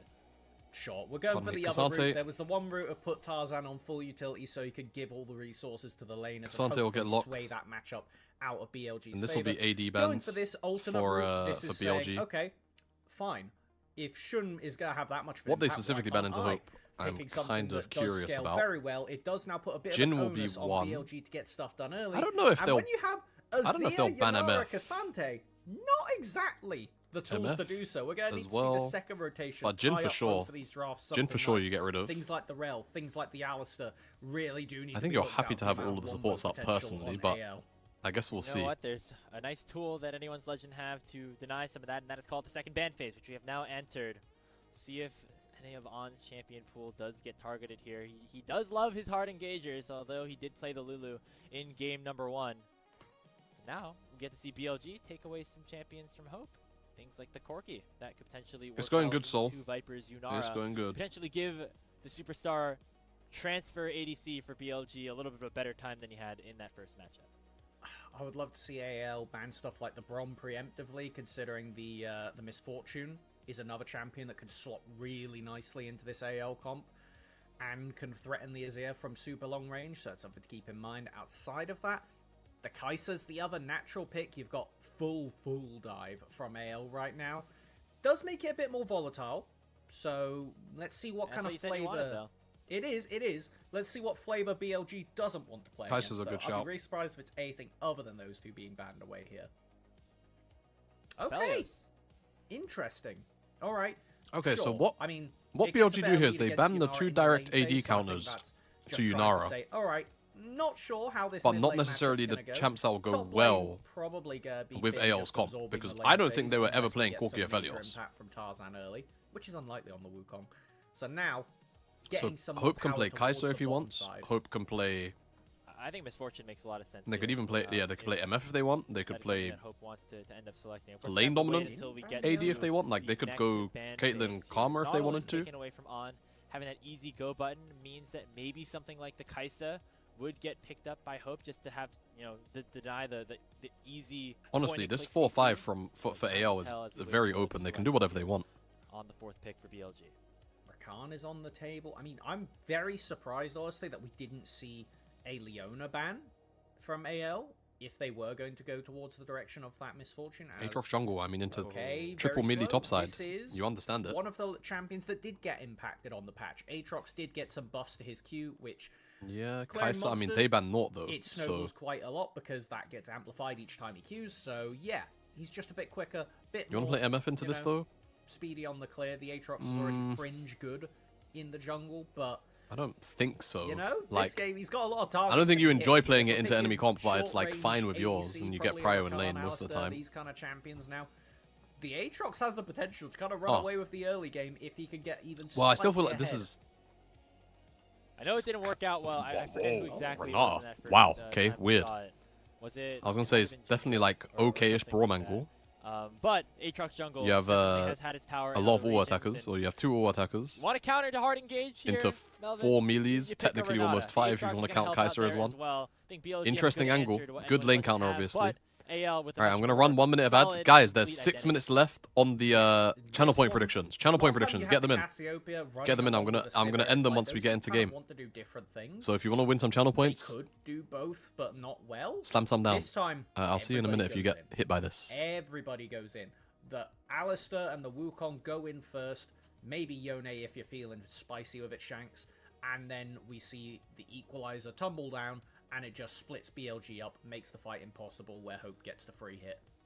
BLG, with that Renata last pick and with the Aatrox, have got good tools to handle it, and even the Azir and the Yanara are incredible, they just need a bit more time to get ready. So, with double range bot lane in the pocket for BLG, let's see how many of these lanes can go favourably for BLG as we head into what could be the last game of the regular season.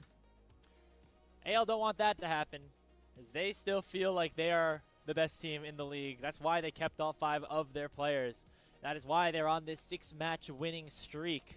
If you're starting off a little bit slow, getting off of that World Championship hangover, they decide, okay, it's time to lock in now. They have done so once again, maybe helped out by Helper, their new head coach.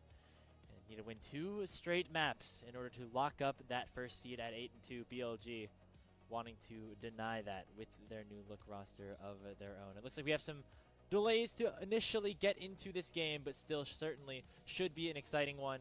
And for anyone's legend, you told them, spice it up, go crazy, be aggressive. That is exactly what they did with this team composition.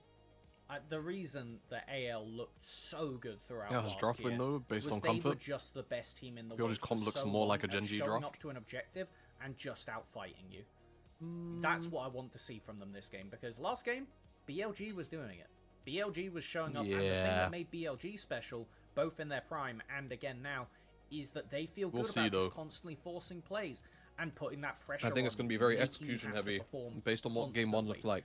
This I don't game, think though, anyone had a clear I don't draft think win they in have as Game many 1. tools to force that. Like, when we look at how BLG force a play proactively, is Aatrox just going to run I into 5 think it just came down to people? execution in the end. It has to be something that, I don't know, I think that while BLG have good tools into AL this game, they don't necessarily have good tools for BLG. So we'll have to see if they can really diversify the way they play the game and be at those objectives first, get Shun ahead, and make this difference against the AL squad, which I say is a lot more in flavor for what we want this team to be doing. Yeah, because when you're playing a composition like what AL have, where you have the Kai'Sa Alistar, you have all these go buttons to just immediately send it straight down mid. It's a very snowbally composition. As soon as you get a little bit of a lead, it is very hard for your opponent to try to counteract that.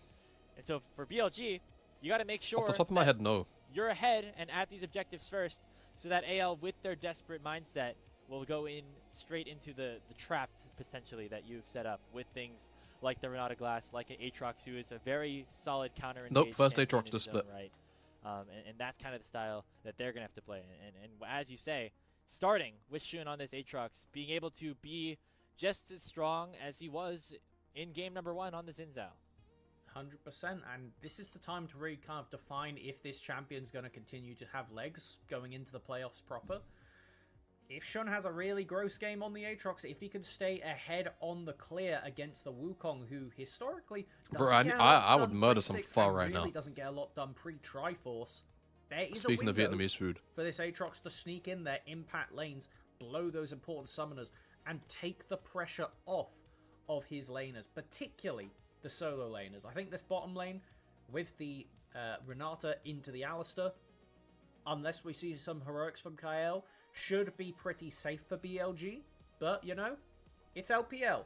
There's only so much positing we can do before things get thrown into the system, like potentially on walking up level 2 and deciding, actually, let's make this game interesting. Let's get you can set up all of the expectations, make sure you have game plans for each team laid out, drawn, and clear, and then all of a sudden, 2 minutes into the game, all that can be thrown out the window. That's the beauty of League of Legends in general, but specifically in this league. I might need to sell for far and some summer rolls. Holding true as what the are motto summer rolls? I've heard of spring rolls. What are summer rolls? And we saw it in that first game. We've seen it all season long. And is it basically the same thing, or between the two best teams in the league at this point, you're no doubt going to get some of that chaos, and that's something that AL specifically are going to want to have to unlock with their composition today. Like a rice paper roll. And now, we're kind of going in circles at this point of just waiting to see when we're going to get to see the heroics come out. So I think let's, try and slow it down. Not, we're going to have to build it all back up once we get into game anyway. How have you been enjoying the split? Because this is my first one here, and it's felt really cool. It's been great. I mean, a lot of competitive games back and forth. The fact that we have 3 groups means that every game really, really matters in terms of getting yourself into the play-in tournament if you're a team in Group Nirvana, getting yourself into the playoffs if you're in Group Ascend, getting yourself seeding advantages if you're in Perseverance. I don't know how much time we have into the pause, so I don't want to necessarily whip out the standings graphics just yet, but just across the board, the fact that we've had so many close matches, so many ties having to be broken, the fact that we have a tiebreaker tomorrow between WE and NIP for first place in Group Perseverance, that just shows how close it has been between these teams in the LPL and how blessed and how privileged we are going to be to get to watch the entirety of this 2026 season unfold. Oh yeah, I mean, when we were preparing for this game and talking the other day, there was the chance that we were going to get a tiebreaker match for first again. There was the potential that we were going to get tiebreakers again in Group Perseverance and in Group Nirvana. It's like, this has been such a chaotic start to the year in a very good way. And you know what? At least for entertainment value, S tier. S tier. Yeah. You know, it always comes back to the conversation. Has the LPL, you know, are they able to build up what it takes to contest with Korea, to make it back to the top of the world stage? It's tough. Not entirely sure yet, but I think with the way that we've seen these teams play, everybody seems to be able to beat everybody. You can call it a good thing or a bad thing, right? It's either everybody's so good and they're all going to come in and smash Korea no matter what, or they're all kind of not so good, and when they go up against the high-level competition. Oh wait, J. Cole's new album dropped last night. It seemed like it was a little bit more of column B I in see. 2025, but when you bring in someone like Viper, when you bring in Junja and Honkyu over from CFO, you just elevate your region in terms of just the top players that are able to compete here. And I think that is a good thing for everybody in this league, not just necessarily the teams that were able to pick those superstars up. 100%. I think that JDG roster is going to make such a big difference to the LPL's just amount of prep you have to do. With such unique styles, if we can see some of the weaknesses that have kind of showed themselves in the second half of the split. This is like... I mean, we know this is what we that have to do JDG so much can as take casters, man. games off of the top teams. They're currently 3-1 against the 2 teams playing. Guys, at what point do I right stop now considering that we've myself been a caster? positing as the best in the league When I talk with about good casting reason. stuff? So if we could see the weaknesses of JDG, that consistency start to close up, then particularly going into playoffs, once we get into best of 5s, very different environment for Fearless. Right now, you can get this is our bread and butter. We have to do this, man. 2 to 4, but once we're in best of 5s, that's when it really starts to show. Well, there's a reason that we call Knight pretty top tier over here. Yeah, I mean, 2 years ago, props? Okay. It's been fun. So I can do this for another year and a lot. And speaking of what is to be expected as we wrap up our pre-Chinese New Year portion of the LPL season, I'm going to call for it. Can we bring up the big time delay. Knights Road playoff bracket? I know it's not fully finalized. We have tiebreakers to play tomorrow, but just seeing kind of some of the potential matchups that we're going to have over these next few days before we head on, of course, that brief 2-week break for the playoffs do end up beginning. It is a kind of modified double elimination bracket. Teams at the top are going to get an extra game. That is, you know, the WEs, the NIPs of the world. Round 2, these guys are all going to be kind of single elimination. There's a lot of really fun matches, though, that have already been set up for ourselves here. Yeah, absolutely. We know now, based on the first series, that TES will be the team playing in that qualification match, and it will be Weibo going directly to playoffs. So at least that bit is locked in. But I'm really looking immediately at that round 2. I need to see EDG continue to step up, because this roster, I mean, especially after covering Demacia Cup, I was pretty high on their expectations early on, but we just haven't seen it. As now, finally, we get the real main show. That's all to come. What's right now, though, is Game 2 of BLG and AL. Here we go. Delayed on.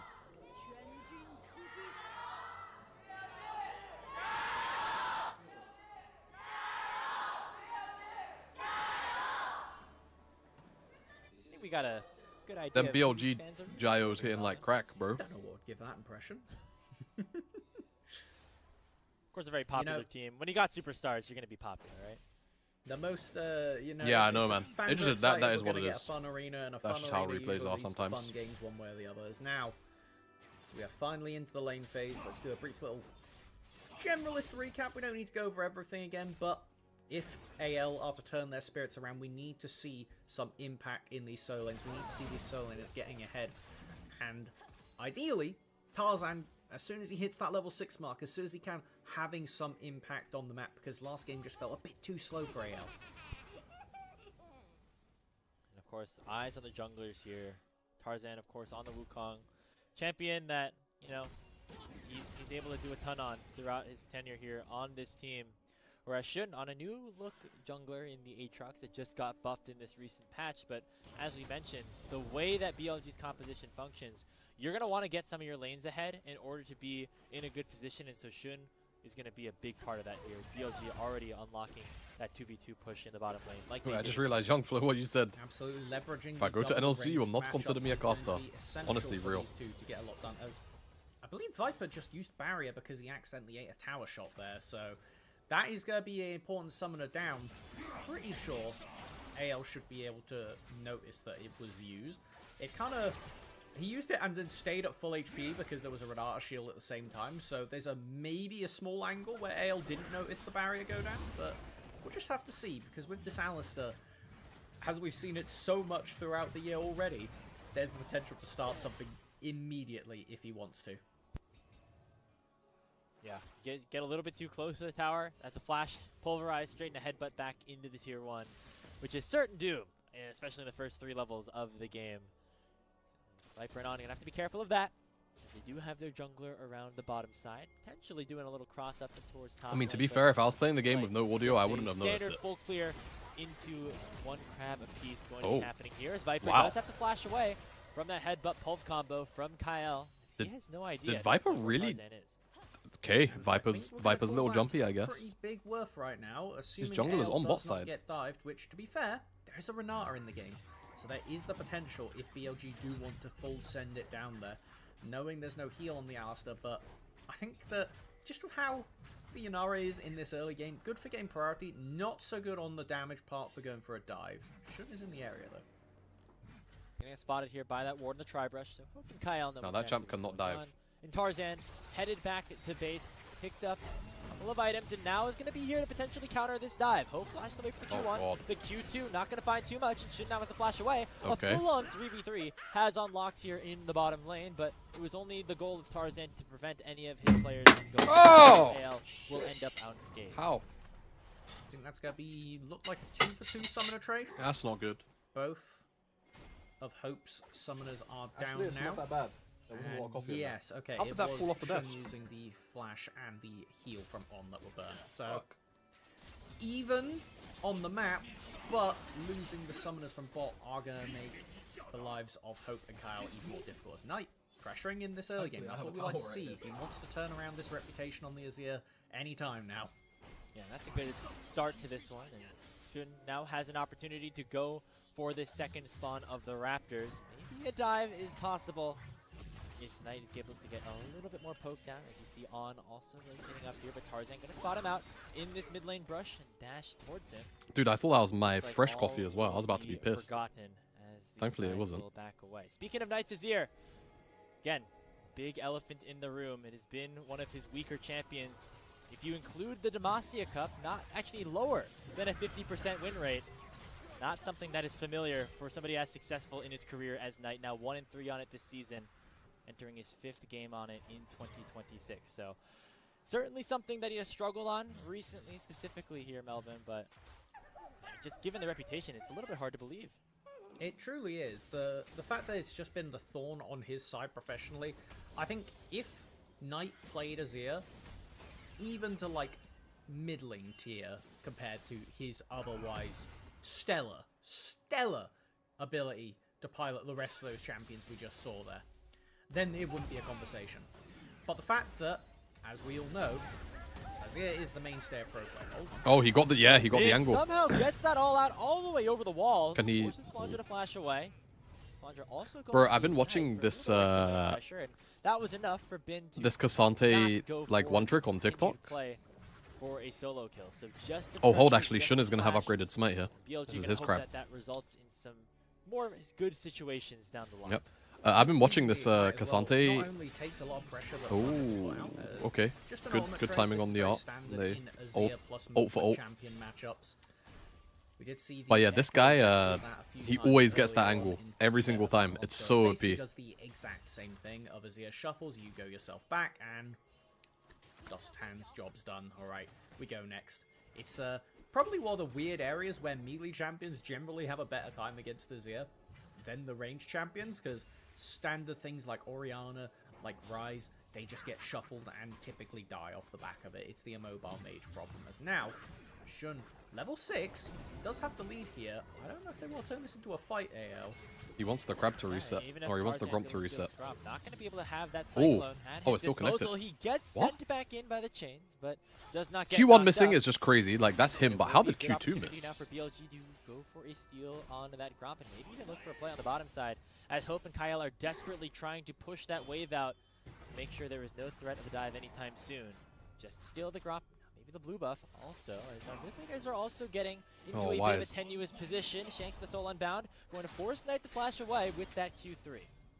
Okay, and that takes away some of the pressure that stops Shun being able to really threaten this blue buff with that as much authority, knowing your mid laner can't come. He's still hitting it, has the level lead Dude, at the end of Tarzan's the day. still level 5. Ooh, He's so homeless. okay. I mean, this is...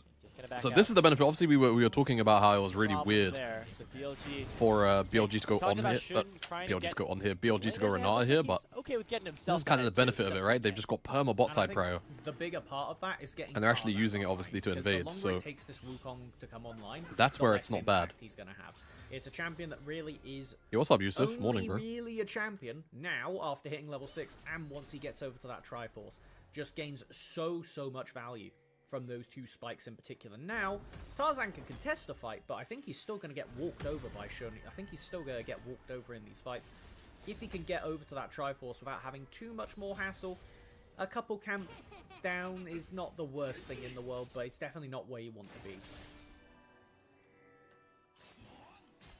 I feel like Wukong is one of those champions. Well, the first game kind of looked like a bit of a stomp. Zero damage, and it just feels very, very terrible.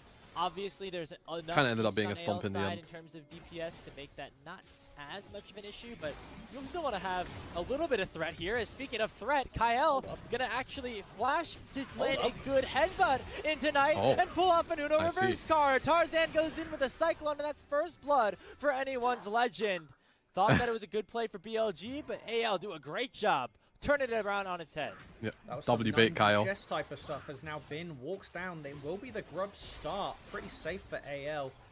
As On is Dude, still this is so big not for over to the level 6 part, the map which matchup. would Oh. make this fightable. Skirmishing, ADC ults down. Viper, very, very powerful here with that unleashed ability. Viper also just has slightly more stacks. Stats, rather. It's going to be that trade, as you mentioned. But AL, after getting that kill on tonight, are able to make their Or does Yunara, like, even have a weak part of the game? Be very You know what I mean? Like, I feel like Yunara is good from level 1. Anytime Shanks can get those minions And just under the scales. tower, it's going to be even more impactful to try and Like, other than the fact that the Q takes a little bit of time to ramp, like, the ability for their solo laners. I feel like this champ is just good. Is going to be super important, and even just now for laning, as we get to see Shanks able to build himself a bit of extra gold. Yeah, gonna happily take that HP for a trade, because guess what? He's headed back to base. He doesn't really care like, about I've been HP watching as all long year, as and it it's just... not towards a fatal margin. Even when I play in solo queue, it's like this champ it doesn't feel like the champ is weak or useless. Any more than just the recurve bow. No, just gonna be that. Went for the early Berserker Greaves, as Mochiones do. Yeah, makes sense. It's one of the better items to be upgraded by the mid lane quest once that starts to tick over. For now, he's just going to be standard issue fighting in the mid lane. The dragon is up, and Kyle is without flash. Chick does land. Kyle not wanting to burn that Unbreakable Will, so instead popping the heal to just get a little bit of extra movement speed on out of there. First dragon still has not been taken. Am I tweaking, or was that kind of a crazy cue to land? Like, the knock up there on Shun. Like, I feel like it was a bit far. Trading very heavily with Knight and getting himself in an advantageous position with this rage jumping back in. Okay, does take a bit of a heavy trade at the end there, though. It's going to make it a bit Knight is more trading dicey. quite heavily here onto Should want Shanks. to go for another aggressive play. Oh, there's like Vampsceptor, Fleet, with Green BLG Tree, Doran, posturing so... to start up this dragon. Tarzan on the other side of the map. Kyle walking back onto the map. It's This kind is of just a whatever. forfeit, not going to go for anything. You got the grubs. It was a Drake is a little bit really late here, though. delayed trade of objectives across the map.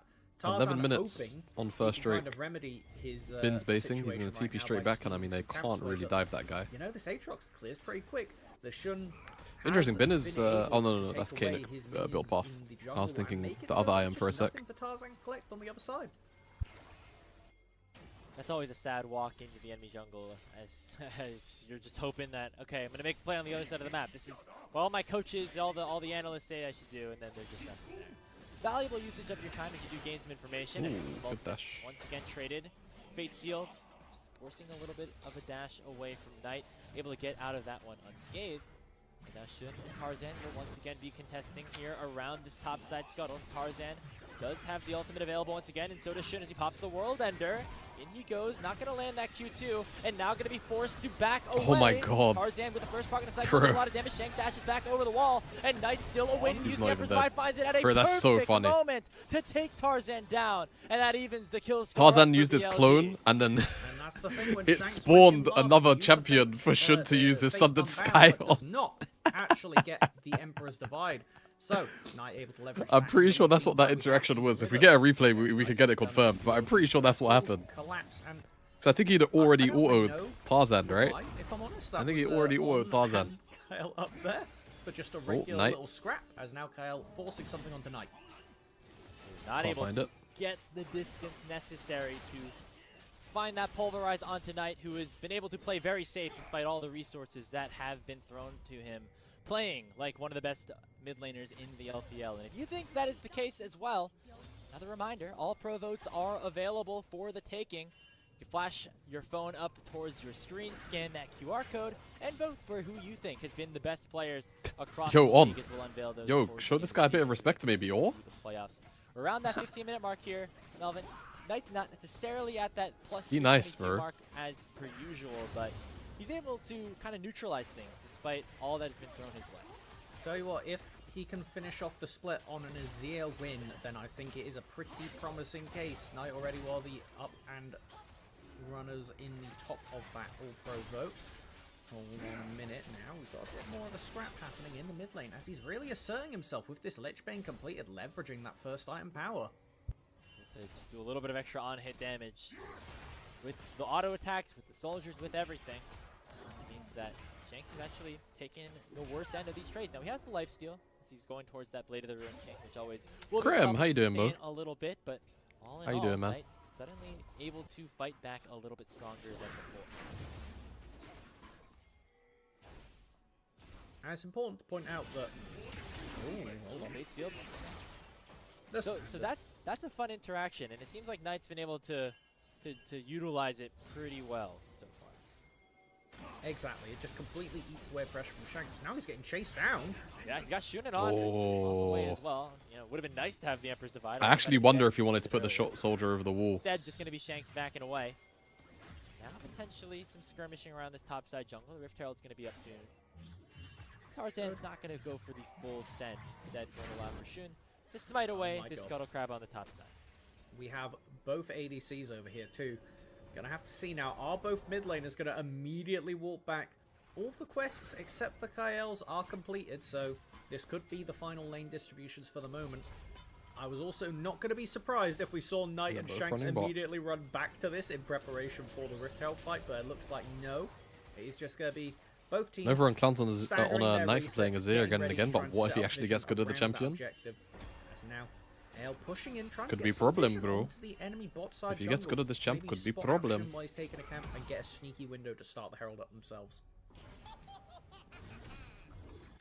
God, that Shun had Rumble a very skin strong isn't point in sufferable. this game as well. He's got the Sundered Sky, so thought the healing already with the passive, add a little bit more of that. It's going to be a very powerful champion at this stage in the game. See if it's going to be around the Dragon or the Herald. But BLG feeling pretty comfortable with where things are at right now.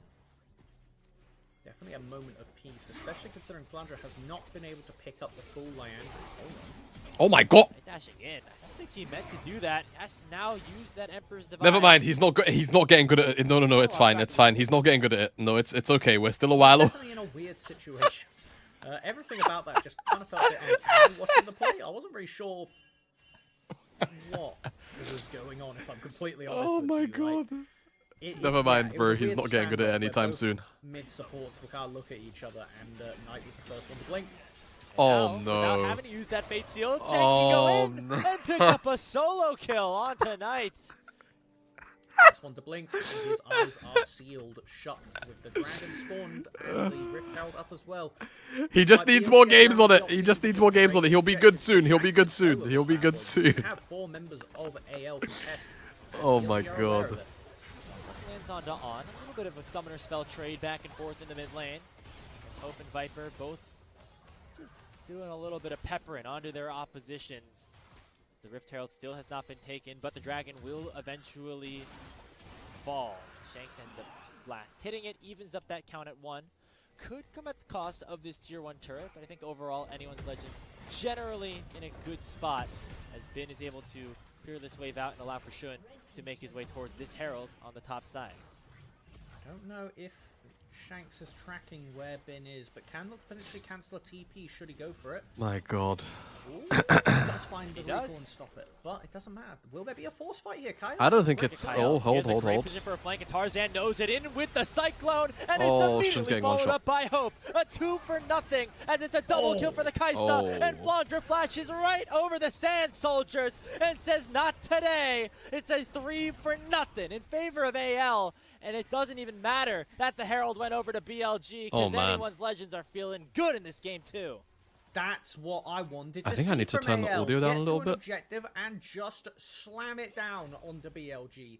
Able to secure some plates on either side of the map as reward. Probably going to be more gold than BLG will get by throwing down that Herald. As now we get to see how it started off. It was just AL letting BLG go for this. Oh, he W'd himself. That's an abstract use of Just the trying to revive. burst it down with some attack speed. I He think. W'd Not- himself. I was wondering where it was, to be fair. that ability right there. I don't know if it would have made a meaningful difference in the fight. No, if I'm being it honest, could have. 'cause, It could I have. don't think Like, either of those champions are getting a chance to revive, even with how low Tarzan was. I Maybe think it lets Shun. Knight fish for a counter. I guess Tarzan But used his flash afterwards, but maybe Knight lives. Like, I think there's a reasonable, of losing the actual Herald itself, and now we find ourselves reasonable in a what-if where situation both there. teams have one dragon apiece. The next one spawning is in 3 minutes. Mid lane tier 1s are alive as AL is forcing Yeah. someone to bin. Knight did just get mogged. It is what it is. Bin Oh, in I a see. precarious situation, but he throws out the all-out, gonna try to turn this Oh, 1v2. sideways Q. But Shanks the soul unbound. Is he just dead? and He has no suddenly armor, he's becomes dead. Very God. powerful, and he's able to take down Bin and zip right back to safety. And this is the 1-3-1 nightmare scenario when you have a solo laner who can fight both God, of it's a the horror. enemy solo lane as well.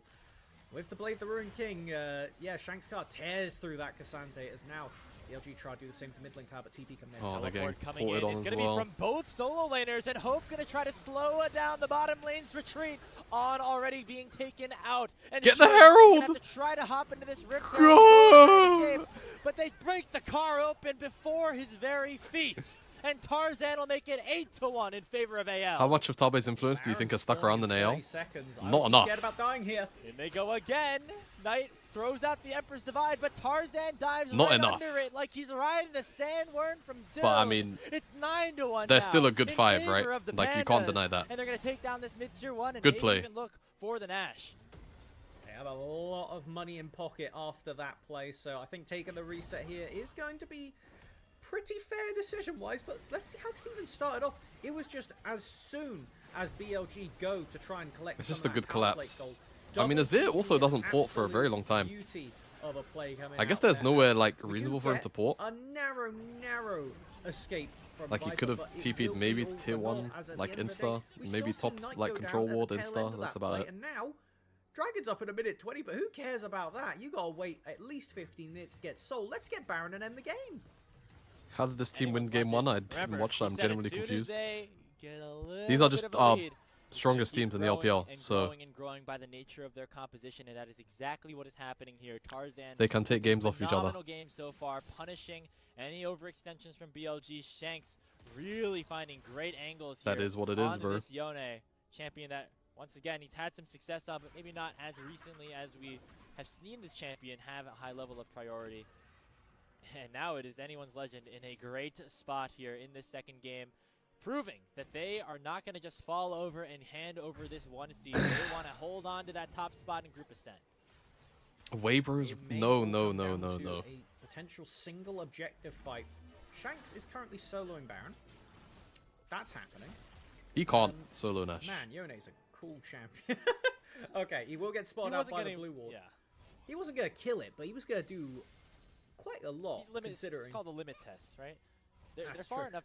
I mean, I feel like I'll do it in I'll do that in like a solo queue game sometimes. Maybe not in like, you know, a potential series that decides my placement in a professional league playoffs. But you know what? They're feeling confident enough. That just shows you AL firing on all cylinders once again. And Shanks is at the heart of his way against Knight. And in goes Tarzan again, landing another 2-man Cyclone onto Shun. On might be out, actually. Surviving for a long time, but they have not had hope arrive yet. They go with the killer instinct. Wait, it's a really bad-looking fight for AL. They've overcommitted a little bit here. Viper didn't die. Comes BLG, and then with a vengeance. 4 kills down, and is Shanks now trying to fight the rest of the Viper. team. But it will Dude, Viper could like random die to a Baron spell, no? With a huge punish, fine. and they're gonna get the Baron at the 22-minute mark. Everything looked so good for AL, and then on a moment it turns. The reinforcements arrive, and AL just weren't able to get enough done in time, as this looked like such a good play. No way. I mean, we talked about it. These two champions are really annoying to jump Good flash from On. He gets the ult off before he dies. Shun CCs him a little bit. Tarzan has to flash out. Hope as well kind of ults into Narnia. Gets completely torn up in and he's this just, fight he's just completely one-shot. And then it's just you're outnumbered. Shanks got pinged back over the wall. He was nowhere near to help DPS. Aye. And no one hits Viper after a while. Damage. See the power of that Sunder Sky, the healing. Dude, for some reason I thought that Kaiser W was enemy team. Keep himself alive, and then, you know, as soon as you get one of those Drake resets, is at least AL's. Triumph, But in this weird way, like, it's good, obviously, that AL get the Drake, but now BLG can just focus wholly on sieging. And that might be a bit of a problem. Amongst men, and that is exactly what he was in that specific team fight. Definitely living the dark in fantasy this game so far for Shun. Yeah, it's a need to be ahead on gold. 2-round robin. Hakeem. So everyone plays each other twice. Even with Tarzan doing so much to generate the lead, you look up to the top of the scoreboard, and what lead is there to be had anymore? Wow. Just a single dragon? The gold is dead even, really. I mean, the Baron power play helping that out as well. Yeah, I actually need to go through my I need to go through my downloads We're talking and about Game 3 plans, and all of a sudden BLG say they don't want to have a Game 3. Still some more work to be done in order for that to happen, though, as Shanks still is a powerful Yone, although Bin now starting to soak up a little bit of that damage, and having the empowered minions certainly doesn't hurt. Takes a bit longer to tear through, and the longer it takes, the worse it gets. Well, we get Viper's ability order. That's nice. It's pretty standard. All right. Yeah. This is one of the things that made Yunara super powerful, though, right? The new addition of that Fiend Hunter Bolts. You get the extra crits. When you proc that ultimate, you ascend to even a higher level than you were able to previously. It's a proper Speaking install. of ascending, Knight might ascend up to another world, as he is going to be in a whole lot of trouble. That interaction works well when you're in a 1v1, but maybe not in a 1v4, as the killer instinct from Hope sends him straight into a big payout of 300 gold. And that's what we need to see if AL want to get this to a Game 3, want to make this last match of the regular season go the full distance. It has to be more plays like this, using your long-range pick tools, using Shanks as the main go button for the team. Tarzan can do alright in a counter engage, but maybe Shanks here might have overstayed his welcome. Nope, not gonna fall into it. It's a weird game. I kind of forgot. Really I kind of forgot that BLG were right back in the driver's seat, but that was a momentum swinging play. Stopping some of that aggression, it makes sure that the Baron power play actually doesn't end up being much of a power play at all. Plus 900, and the Baron gives you 15. So AL able to stabilize things, and now we're going to be able to take a step back, scale up a little bit more, and then fight for this soul point in about 2.5 minutes. I need to make sure that this is... It's one of the biggest things about this season is it's so easy to throw a lead because there's so much gold available everywhere. If you stop putting your foot on the pedal, if you give a moment for your opposition to breathe, they could drag themselves right back into it. We saw BLG notice that window at the Baron fight and seize it to make the game even. One more play goes wrong, and suddenly it's back into a winning spot. Again. Nice. Hello. Well, good night. And Hope just gets assassinated. Oh my god, straight man. Into 4 members of BLG. Dude, it was a 5k gold lead. Ended up killing him instead. Shanks now has to flash over the red buff wall, but he's going the wrong direction as BLG find another opening to get themselves back into this game. Nah, he's out. Don't worry, man. He's out. The Baron Recall. He has to fight his way if he wants any chance of survival, but it is only a matter of time until Viper finally having a Viper-like game, being the man that makes the difference in these team fights, knocking down Hope in front of the Baron, knocking down Hope again here. If there's a way for BLG to walk away with it, it seems to be with Viper at the helm. Yeah, I don't know how exactly Hope got into that situation, but again, just maybe pressing the ultimate at the wrong time. That is just the danger that Night is it. BLG's composition here, Melvin. When you have a Renata ulti, a Nazir shuffle, even a knockup from Cassante or Aatrox. As soon as you press your instant all-in and that's your last dash, it becomes very difficult to play the rest of the game. Guys, can we ban Rumble Cassante matchup? It's like every game. Oh my god, shut up. Still trying to just shut the fuck up. The headbutt in from Kyle is big, and they should be able to Knight is dead down. for the 6th he time. lives for a little bit longer, but eventually will be hoped to issue the killing blow. Bin running out of time on his all-out will be forced to flash away, and that is all going to be BLG retreating after losing their mid laner. Crazy work from Kael there to manage to turn that into a play where you actually come out with some gold in pocket. And once again, it is Knight being the one getting picked off. Bro, Jamada just came out. No, bro, you've been psyoped. Like, I'm angry because you've been psyoped, bro. If BLG can drag themselves back together with this dragon. I can't help it. If you are susceptible to propaganda, I can't manage my reaction to that, innit? It becomes a lot more pressure on the BLG team's shoulders. You have been pushing into the top side. Like, bro, it's been 3.5 weeks looks like there's not going to be of pro play. Contest by BLG for this dragon. That's going to be sold like, wallah, everyone's brains are just completely molested by TikTok. We were hoping to see between these two teams, a battle for the first seed in Group Ascend is delivering here in this second matchup. AL going to pick up this 3rd dragon of the game, crawl closer and closer back. Need dopamine, need dopamine, need dopamine, need dopamine. That is actually just how I imagine everyone's brain functions. Force the game 3. But BLG not making it easy at this point here, Melvin. Taking a look as we prepare for the Baron fight. Let's do a little run through of summoners of important items that have been picked up in the meantime. It's just fearless fatigue, bro. It feels like every game because the same drafts happen every series. There for Flandre. Whoa! Sonya's now for Knight. No way. Both ADCs up. No way, bro. 4-item territory. Pen item. I don't believe you. Hope, but not for Viper. Along with the fact that there is that anti-heal, does mean that Shun is a fair bit less durable. One Cassante a series is a blessing. Now. And then for supports, that Mikhail's finished for On. It could be the difference maker when it comes to getting out. Let me not say anything. Combos quicker, but really that's the only thing. Let me not say, like, because if I talk about this topic right now, I'll talk about it after the, like, once the series is done, we can have a discussion about it. But I need you guys to understand everything and anything I say. I'm going to be condescending. I'm going to be angry. Would you rather fight for Cassantes? If it's the best Cassante player in the world, then yes. Yes, I would.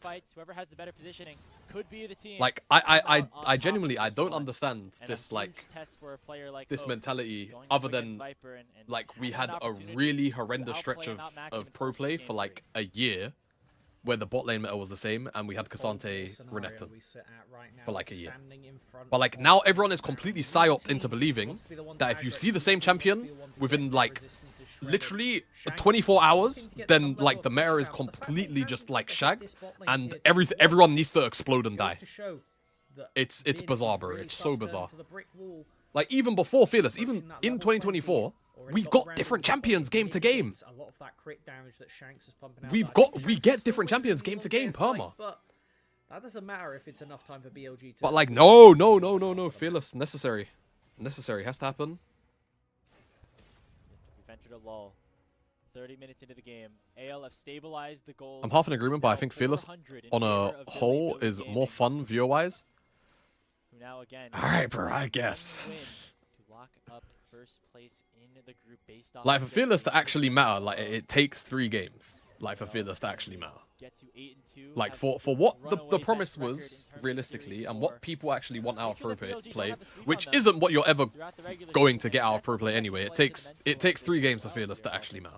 the fact that BLG could have AL's number at Like, the everyone start is just of the season. completely psyoped for 0. Wonder if that will continue to be the Completely case in this psyoped for fight. 0. Flunger looking. Oh, hello. Goes in. Really nice flash. Oh, Trying Hope had lock down to Shun, who flash still the has not burned the Renato ultimate. armor Shanks there. has to use the Fate Seal defensively though, and that means that Billy Gaming could now go Can they- on the attack. can they hunt? Bin I guess they popping that can't. Control ward over the wall to get a Shanks little is bit of no a R. sense of where I mean, is AL are just a bit situated. pushed out here. With them now going back to base potentially, it's going to be BLG starting up the Baron and canceling the recalls of AL. Likely to get a full 5v5 unless AL are content with just allowing this objective to go down. Tarzan has the Baron at 6,000 It's a good force. HP, I mean, they get has TP Guardian out. They could Angel, but he's disengage if they afraid really go want over the to. wall just yet. A teleport comes in with the spellbook from Kyle. They don't have to They've flip kept the this, Baron like, at all. 5,000, waiting for anyone's legend They to do have go, all and Shanks advantages, goes with but full unbound, but is now forced to there you get it go. back as Flandra has now Oh, overheated. Kyle. And in goes Oh, Knight. Knight He has goes done to a the thing. shuffle, but everybody flashes away, and that is a big tool that is Knight's no dead. longer at the BLG mid laner's disposal. He's burning down, and in goes Oh, Kyle, God. and he goes golden at just the right time. And Oh, it's a Knight horror. is gone on Wolf Shun Ball. can't fry. It's a double kill already. Oh for the my Kai'Sa, God. And Hope has found his moment. It's a triple kill for the AL bot laner, and that They're going will be the top. full Are they going to ace try and for end AL. off top? Absolutely fantastic. I think they have enough time. From AL. They've got 3 They grubs let as well. BLG It's a draw complete team themselves fight to the outplay. end of the Baron and then But why say, did Knight no, go for that this shuffle? is Oh, our it's fight. actually just a Knight Azir Kyle moment. had a Oh. perfect TP flank to go around the side and completely shut out any escape from BLG. Once they had walked too far, once they had stepped into AL's trap, it was all over from there. As we get the full 3 games. Well, I'm here for Hell a 3-game series, man. I'm here for a BLG 3-game looked series like out of with the AO. Baron, they Out of could AO shut BLG, I'm things here for a out, but 3-game AL series. had a glimmer of hope. We're going to a decider in our final series of Holy. the regular season. Holy. Yes. Okay, This is what we wanted. This is it. let's have a discussion. Let's have a discussion about Fearless. I didn't catch your 26.3 breakdown. I didn't really do a breakdown, to be honest with you. I didn't really do a breakdown. Okay. Fearless is a psyop. Let me take my earbuds out. Let me take my earbuds out so I can lock in a little bit. Fearless is a psyop. You cannot convince me otherwise. There is only one tangible good thing about Fearless, right? And it is that obviously you get a smoother looking champion distribution curve. So in terms of, oh, is it mid-season? Bro, why is it? Oh, I'm looking at 20. I need to be killed. Right. So, in terms of champion curve, yeah? What Fearless does really nice, and I've explained this 1,000,001 times, and that everyone should obviously be on board with already, is that you get a smoother curve of champions. So if this was a graph, right? Instead of, like, let's just say for argument's sake, like, obviously left to right, right? Left to right, champion picks. Instead of the graph looking something like this, right? Instead of it looking really, really steep like this, so obviously champs on the left are the ones that are played more in this example on the x-axis, right? The graph instead looks something a little more. Oh, the graph looks something a little more, right? Like this. Instead, it smooths out, yeah? So it's a smoother curve. So you can see even in this like champion thing, I know it's a bit small. Let me make it a bit bigger for you guys so you can kind of see, right? Champions were capped, I think, not at 17. I think there was 19 series at MSI. This is 19 best of 5s. 19 best of 5s. Like the max you can get one champion is 19 series. Now, if I went to MSI from 2024, oh, is it going to be a bit weird? Let me see. Hamzy. No, I'm not looking for Hamzy, bro. Now, obviously, if we go to MSI 2024, right? Cassante got picked 51 times, and then the next picked top laner was 17, right? So Cassante just completely dominated topside meta. And then obviously Kalista Varus was a thing a lot. Azir, Talia, Orianna were like the trio of mages. So this is definitely a thing where Fearless does its job really well. This curve is also really nice for mega casual viewers, no? Well, see, this kind of just depends. Because, like, how much, like, this is where we just get into loads of what ifs, right? If you're actually a proper casual, like, you only tune in every now and again, how much do you really care about the champions that are, like, you're seeing? Realistically. Like, how much do you care? Because I feel like, other than the people that just follow narratives and just parrot, and I've, like, here's the thing. This is the thing that I know about the average person. They will hear their favorite like content creator or person say a thing, and then they'll just follow it, and they'll just repeat it. People don't form their own opinions, especially not in League of Legends. And the fact of the matter, and again, this is going to come off as really condescending, and I'm sorry, I can't get this point across in any other way. 90% of the viewer base is fucking stupid. 90% of the viewer base actually is just not like they aren't smart about League of Legends. Like this is just how it is.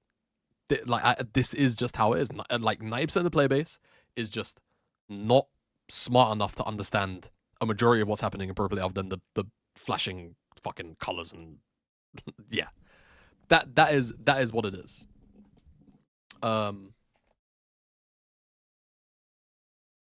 Yeah, like that is what it is. Like, yes, I understand. Obviously, like, again, we know what Fearless does. We know what Fearless's function is for. But yeah, like Fearless is not doing the most. Yes, like people need when you have like big creators, yes, like Kadril obviously is the people that is the person that people always hold to like the example. Just because he is the biggest guy, right? I do agree, and I've noted this as an observation on Kadril's content, and I don't think it's like inherently a bad thing or anything. But as this happens, I think what you tend to notice is people again will parrot the things that they consume, right? So even though Kadril is very, very smart, because he is smart, right? People use it as a even more justifiable kind of appeal to authority, and it's kind of jarring. Like the whole like draft is solved thing the other day. Remember when he said this? This was like a clip that was flying around on Twitter. He was like, draft is kind of solved in best of ones. And it's the fact of the matter is, no, it isn't. Oh, so I guess I can let me play a little bit of music because I don't have my earbuds in anyway. Like draft isn't solved. Draft isn't solved. For me, I don't care about the players or the narratives. I don't know these teams, and none of them. I don't know none of these teams, and none of them organic. So the only thing to interest me is the matchups or the plays. Bro, I want to ban you. You're lucky that you edit for me, bro. I'd ban you for that. Wallah, that's a bannable statement. Wallah, I actually think that's a ban. I think that is a horrible, horrible way to look at anything you consume if it's competitive.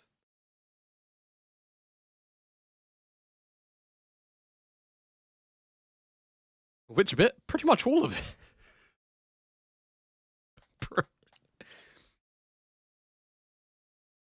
Bro. Oh, man. The matchups were more interesting before Fearless? Unironically, yeah.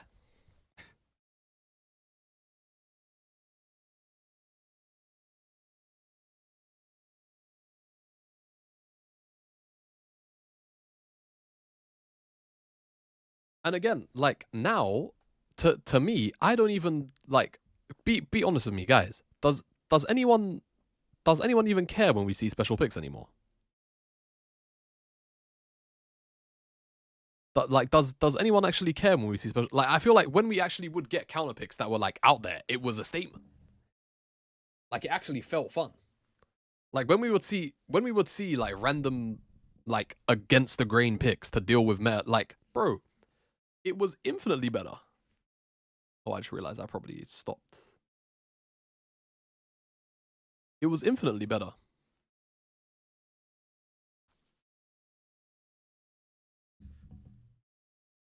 I do, but I probably fall into a significantly more casual viewership standard.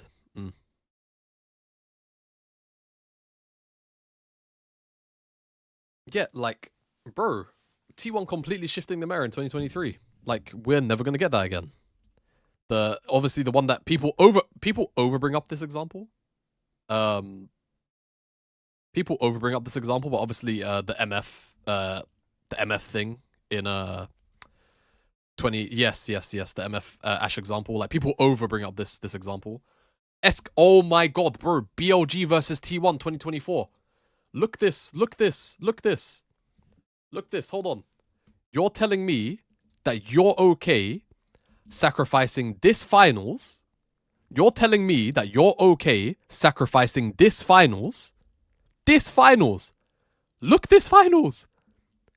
Bro, we wouldn't get, hold on. Where is it?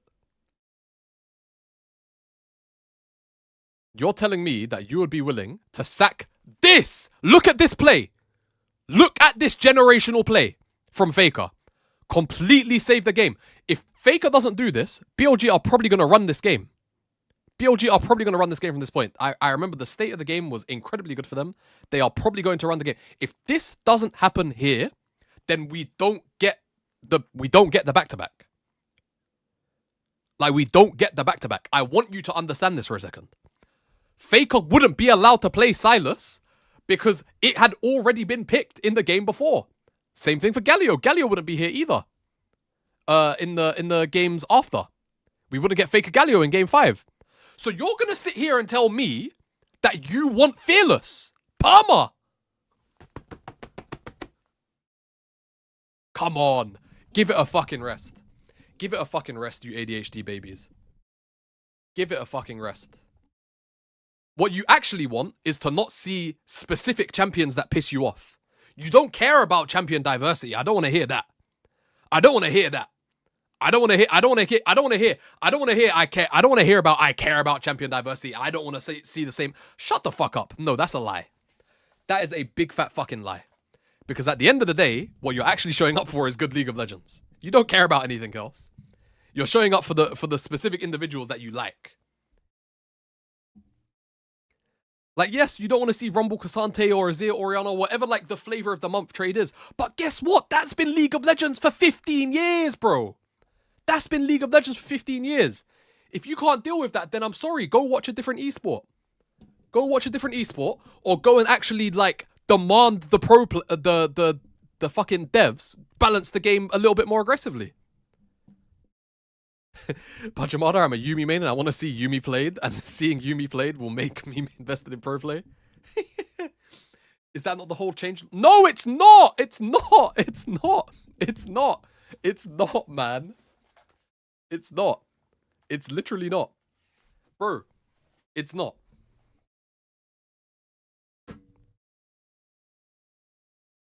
Oh, I forgot to pay out the, I forgot to pay out the Gamba.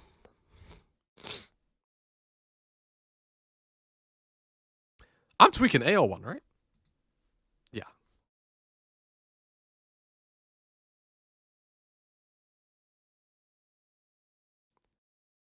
Congratulations, AO betters.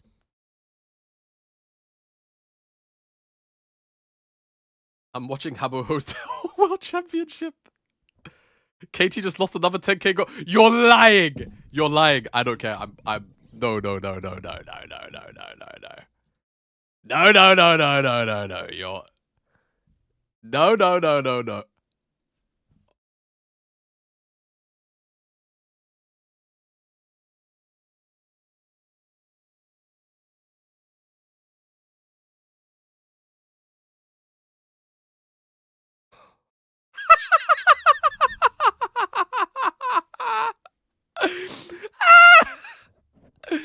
No, it was just freeze frames, bro. It was just freeze frames. I had it paused. I didn't play it.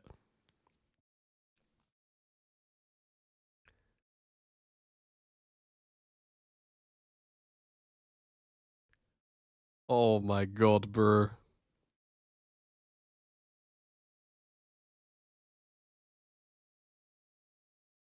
Yes, by the way, how exciting is the bot lane meta? We have Kai'Sa Yunara as probably the 2 best ADs in meta, and we only get to experience them once a series. And Aphelios! We actually have a hypercarry meta for the first time since what? 2023? 2023, right? Probably the last time we had a hypercarry meta. Not gonna lie, I see the point, especially as someone who is newer to League Pro plays scene since I started watching around halfway through 2022. I see the point of Fearless in a sense, but definitely has increased the amount of games that are won or lost in draft compared to before. Yes. Like, trust me, this discourse has been done to death. And honestly, I kind of get rage baited into talking about it pretty much every other stream. But it's more like, for me, I think I have been like, let me just show you. Just so you know that I'm really on this shit, yeah?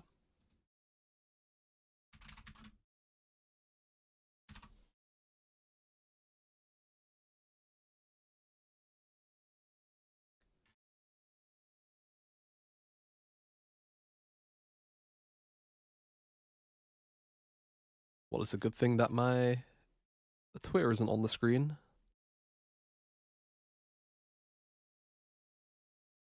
Or where the... what do I have to type in?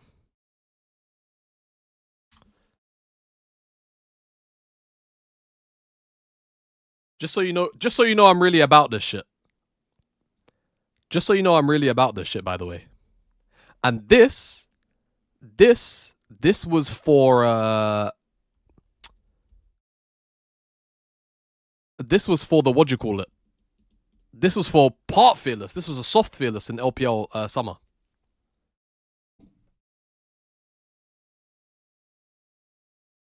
Yeah, no. The casters, I had them up a little bit too loud. So, I don't know. Just however you can make it a bit better for the viewing experience. Just try your best, bro. Like, I can't really guide you on that. Like, if you really want, you can like sit there and like manual adjust the caster audio down or like the video audio down whenever I'm not talking. And just try and balance it like that. But if it's too much work, then just it don't matter. One series I remember that wouldn't have been impacted by it is the series that qualified T1 to Worlds in 2024 because BDD was basically running games on Yone and T1 picked it away for Zeus top to secure that series. There's loads of different things. I do lower it eventually because I realize the levels, Hakeem. I realize the levels eventually are a bit too high. So it's not the entirety of game 2. I want my pro players to play their best champs at the highest quality, Fearless giving us the worst of both worlds. Yes, I agree. I think Fearless does give us the worst of both worlds. Oh my god, they're already on stage. And it's why I said, like, I think the best solution to this is rolling Fearless, right? You get game-to-game variety, and if the series goes long, then sure, they might end up on a lot of champs from game 1 and then subsequently a lot of champs from game 2 if it goes to game 5. But the reality is still that because of prior games being played, game 4's draft is still going to be different. And game 5's draft is still going to be different.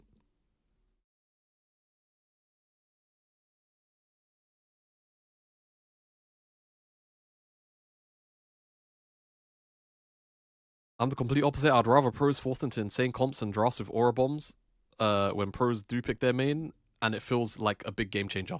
Bro, Hakeem, I'm going to call you a slur. I'm going to call you a slur, bro. Yo, Wallah, stop typing. Stop typing about Fearless, you're banned. No more opinions. No more opinions. Next opinion on Fearless from you, I'm just going to time you out. And we're putting you in the sweatshop, bro. We're putting you in the sweatshop, bro. No more opinions about Fearless from you.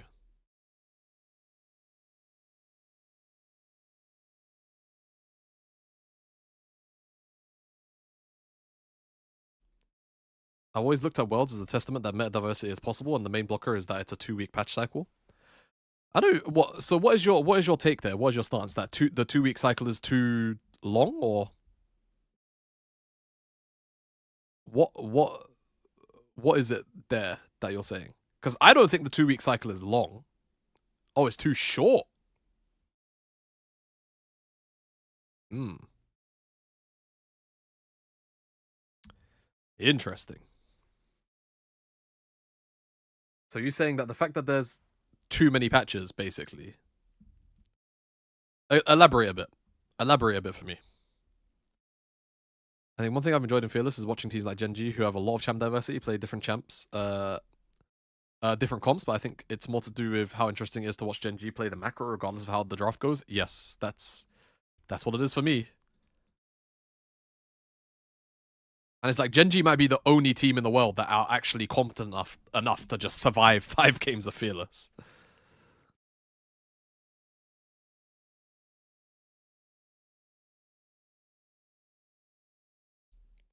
All right. Yeah. Okay. I understand it now. Until we see whether it comes out or not, the Akali priority goes down a bit with the Orianna ban. We might even end up potentially seeing that. Okay, BLG will ban Sound away from Flandre. Malphite Poppy as well, also gone. Orianna Jace. There's no Nico Varus Rumble needed to be banned here. Azir's out, Ryze is out, Jarvan's out now.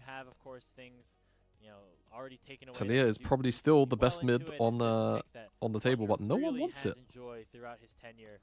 There's also Vi. Aurora's the first pick here. Back on EDG when they went all the way to, of course, that World Championship title. But Vin's gonna lock in the Aurora first. Well, the last time Shanks played this Victor that I remember, he kind of ended up running the game. So let's see. Rather comfortable. Yeah, Victor is the response here for Shanks. Can someone wake Teddy up? Oh. I don't know how I feel about picking a Victor this early on into the draft, but I mean, there is always the angle to send that up to Bin in the top lane if you want to get a counter pick on the Knight now, but we'll have to see what ends up going down. With an immobile mid laner picked up, the first thing I'm thinking about is, do we see a Vi lock-in from Shun here? Because, yeah, anything you could do to punish an immobile mid is going to be very profitable. And also, there was a brief I've pinged him and I've made a thread. Everything. One of the picks that comes to mind is that Ashe Seraphine, something to keep an eye on, because with that, there is always the opportunity for a Sylas to come in. Not anymore with Shanks locking in the Victor. Going to be able to deny that very easily in the laning phase. Bard has been banned against On. Nice. Multiple times. Yeah, actually both games it has. In that second phase. So they decided to pick support a little bit earlier this time around. Will Viper still slam that Ezreal? Is hovering it, obviously. Going to go likely well alongside an Ezreal that can survive very well. No, I don't feel like you can Aphelios with Bard as your support. I think Ezreal or MF are the real answers here. Humble backseat though, so it does require the rest of the squad to be on picks that can drive the game forward. With Hope on that Corki, something that he really does prize playing, there is the potential to go for aggressive plays if left alone, and I don't mind which of these champions we end up. Yeah, Nami's fine. I would say Nautilus is fine. I think you probably take Naut. To get stuff done in the bottom. Nautilus has potential to match those roams and has something that can actually answer the Ezreal with that depth charge, be able to follow even through Arcane Shift. Now, AO have reliable engage, they have strong scaling, strong 2-item spikes in mid-game. BLG have a lot more nuance in their engage.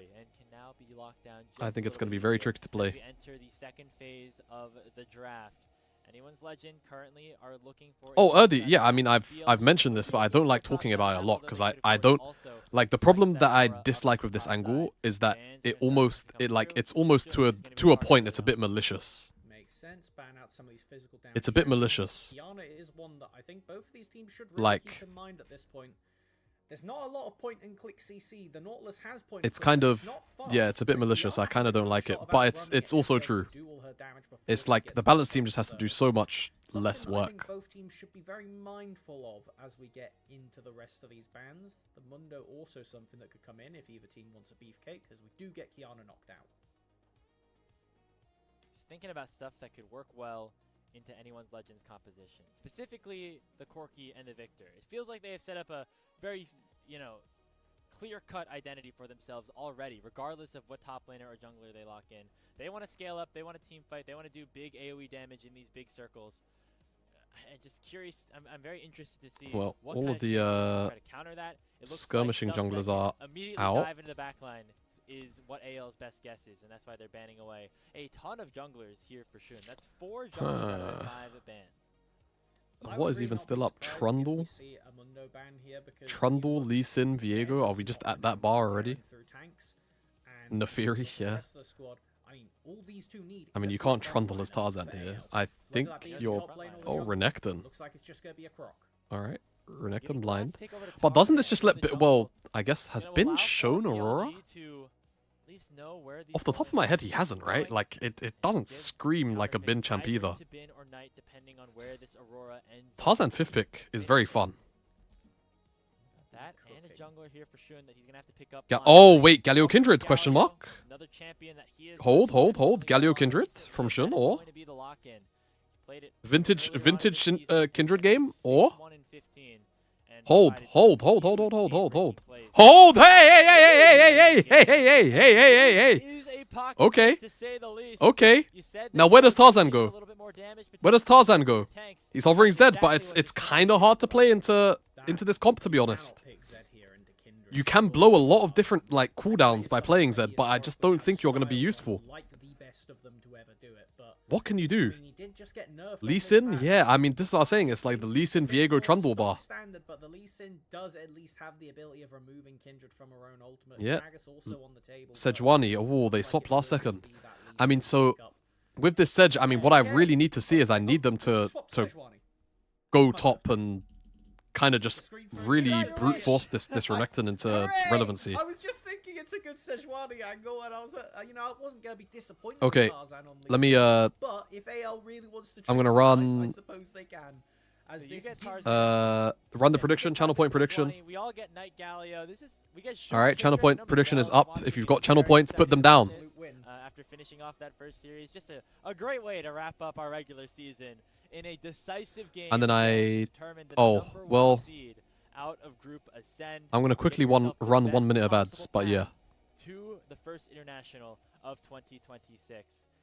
Do you like this Sejuani here? You think it works? I'd say reducing workload is a bit of a bad way to put it, but I have no clue how they'll fix having to pro jail champs. They should just care less if you're not in if you're in ads. I'm sorry, but they should just care less about having champs be pro jailed. I wasn't pushing the Sejuani agenda as this draft went on because you kind of need to kill quickly, and the pick tools are nice individually, but you're like, to be honest, you should just care a little bit less about champs being pro jailed. The fact that Bard, who is probably building Mikhail's first item, can either cleanse them out. But the reason is, again, and this is why I hate bringing it up, because a lot of these things can go back to being like, I don't know. I'm in ads. Wait for me. Oh wait. We're all waiting, bro. We're all waiting, bro. Don't worry. Just for you. We don't say anything until that person's back. Until that person's back, we don't say anything. We don't continue the conversation.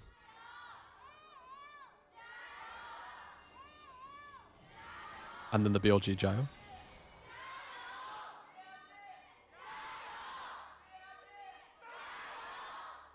Yo, she had a Harmor Life esports jersey on. What's she doing there?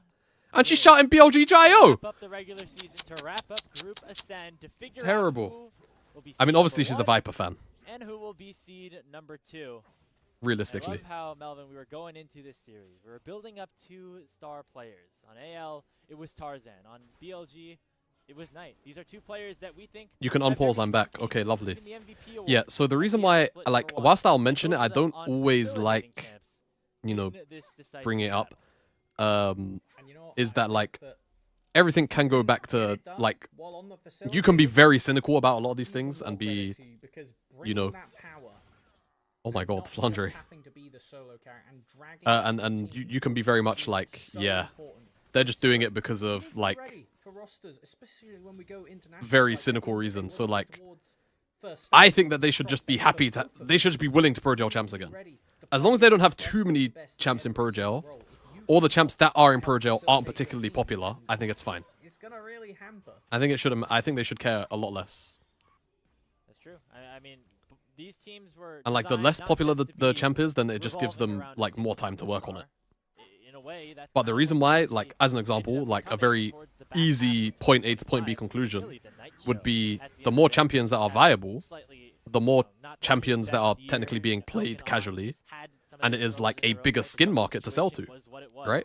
Like that is, if you just think logically, that is a pretty clean chain of reason of thoughts to get to, right? Because obviously champs that are less powerful are less popular, typically. Outside of the few that are obviously just universally always picked, like your Ezreal, your Kai'Sa, your Lee Sin, right? These are champs that are always picked, no matter what. Just as examples, Ahri is also another good example.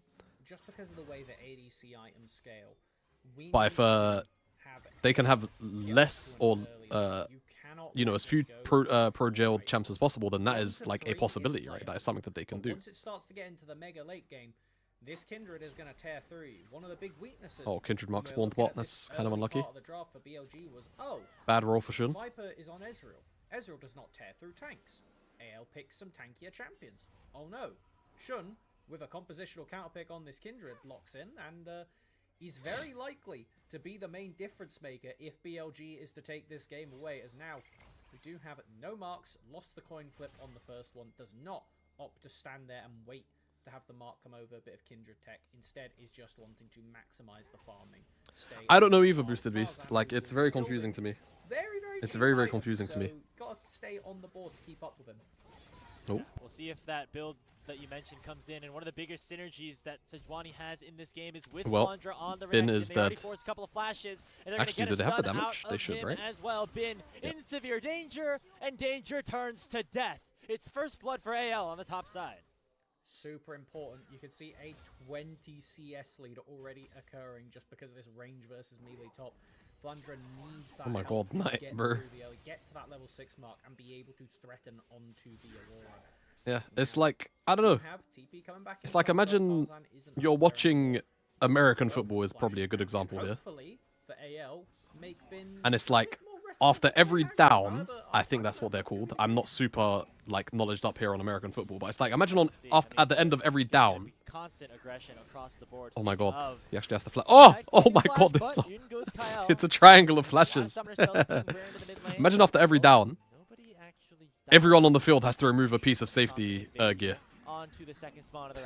Or some bullshit like this, you know? Like, Does land though, as On might have been caught a little what are we doing? Position. He used the magical journey to escape a 3v3 around the mid lane. All but show at this point. Not a lot of full sends. And the team on offense is now going to be forced to remove their right shoulder pad.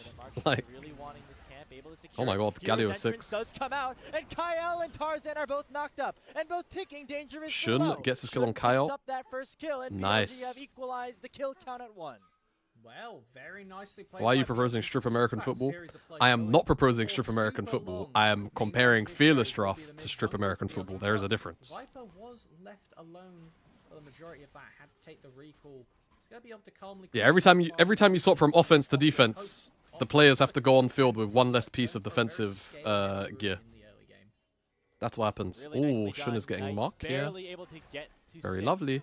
To throw out that hero's entrance, and you know, you might think about Knight and Galio, not really a Knight champion, a carry champion. It definitely wasn't at the start of his career, and we had that infamous. Honestly, at this point, we need to start having conversations of, is Tarzan the GOAT jungler over Peanut and Canyon? Fuck no. And since then, it seems Fuck like no, Knight's learned. baby. He's had a pretty good time on this one. We're going to see him have it again as he lands a stun Oh, onto Shanks, takes him down, and gives Shun his second kill of the game on the Kindred. So BLG getting this jungle snowball rolling, and it's coming off of the back of their star mid laner, playing on more the defensive side. It sure as hell isn't a pick jungler in the way I was imagining, but you know what, when you pair it with a bard, it's doing great work to bring that attention, bring that pressure into the mid lane and shut down the immobile mage. This is the thing about locking in an immobile mage early into a draft, especially where it's that early on dying. We're just praising him. That's a caster curse right there, Melvin, as Hope ends up getting taken, or getting a kill in the bottom lane in his own side. True Shot Barrage comes out, not going to be any kills there in response to Viper, as Ben is once again being the focus here. Tarzan clearing up on the top side. They're not going to get any kills here, though. Okay, now we have the Dragon being looked at from BLG. You do have a Didn't kill catch game 2. How did Billy Burgers lose? quickly. Already Honestly, tier 2 smite. Tarzan guys, can we just all will agree? continue Can we to just all marks. collectively agree and just say it was Night Azir, or? We've got to look at the 4 is the big marker. Once he gets that, it'll be an extra 75 attack range on the Kindred, and then further 25 range for each 3 marks beyond that. So we are playing the Kindred minigame, denying this extra range, because if Kindred starts to get, you know, past the 4, past the 7 marker, then they start to feel like a real traditional ADC as far as how far away they're hitting you, and that is going to give AL a super difficult time, because they are a mid to low range comp. Just because they have the Victor doesn't mean they want to be playing at arm's reach. I mean, they basically become, at some point, if you get... Yeah, guys, I'm not gonna lie. We can never talk about Tarzan as the GOAT when the Canyon exists. I'm sorry. Like, it just is what it is. That guy is and forever will be the best jungler of all. No, you can't. You can't in good faith say it. Like, if you're having that conversation, you're just a fan. Explain why. Name one other jungler that like no, you're trying to one guy and rage bait me here, surely. What other jungler has a ceiling and honestly a floor higher than Canyons in 2020, 21, and arguably 22? Then just because you have Knight landing on top of you with the Galio doesn't necessarily mean you're going to be happy with this. Either you're doing some serious like recent revisionism, or you just weren't paying attention to Canyon during that period of time. And Darmwan as a whole, actually, the way that Darmwan played the game was through Canyon. I think, yes, okay, AL are going to aggro. 2023, Ona was moving different. Yeah, but Ona has never individually hit the peaks that Canyon has. I don't think there'll be anything to do over here on this side. Like, Ona just has the accolades. Ona's been playing with Faker. Like, Ona's got the accolades. Like, that you can't argue. Like, he's got the World Championship titles. Cool, boom. Like, he's got his free rings. All right, cool, no problem. Canyon was first timing champs on the world stage, big man. And he was fiddling people.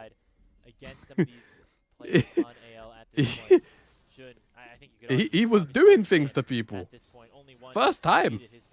Other than Tarzan, who now has just picked up the Protoplasm Harness, so maybe going to be difficult to kill the Sejuani, but everyone else certainly in danger if you're AL. 100%, and even the Sejuani will get torn up if given time to free hit for an elongated period. One of the things about this Protoplasm Harness that works so nicely with both Sejuani and Aftershock is if you do somehow get bursted out on Sej, which is really hard to do, then you're going to get incredible increased healing, because the heal from the second part of that lifeline passive scales with your resistances. So Sejuani, innately high resistances from the passive, and then once the Aftershock procs, even higher. Bro, but I'm sorry, like, get the better end of this with a individually, Tarzan just doesn't have, like, any feats that are important. Like, even individually. Even individually, like, what, he made LNG look like a real team. He got them to finals in summer.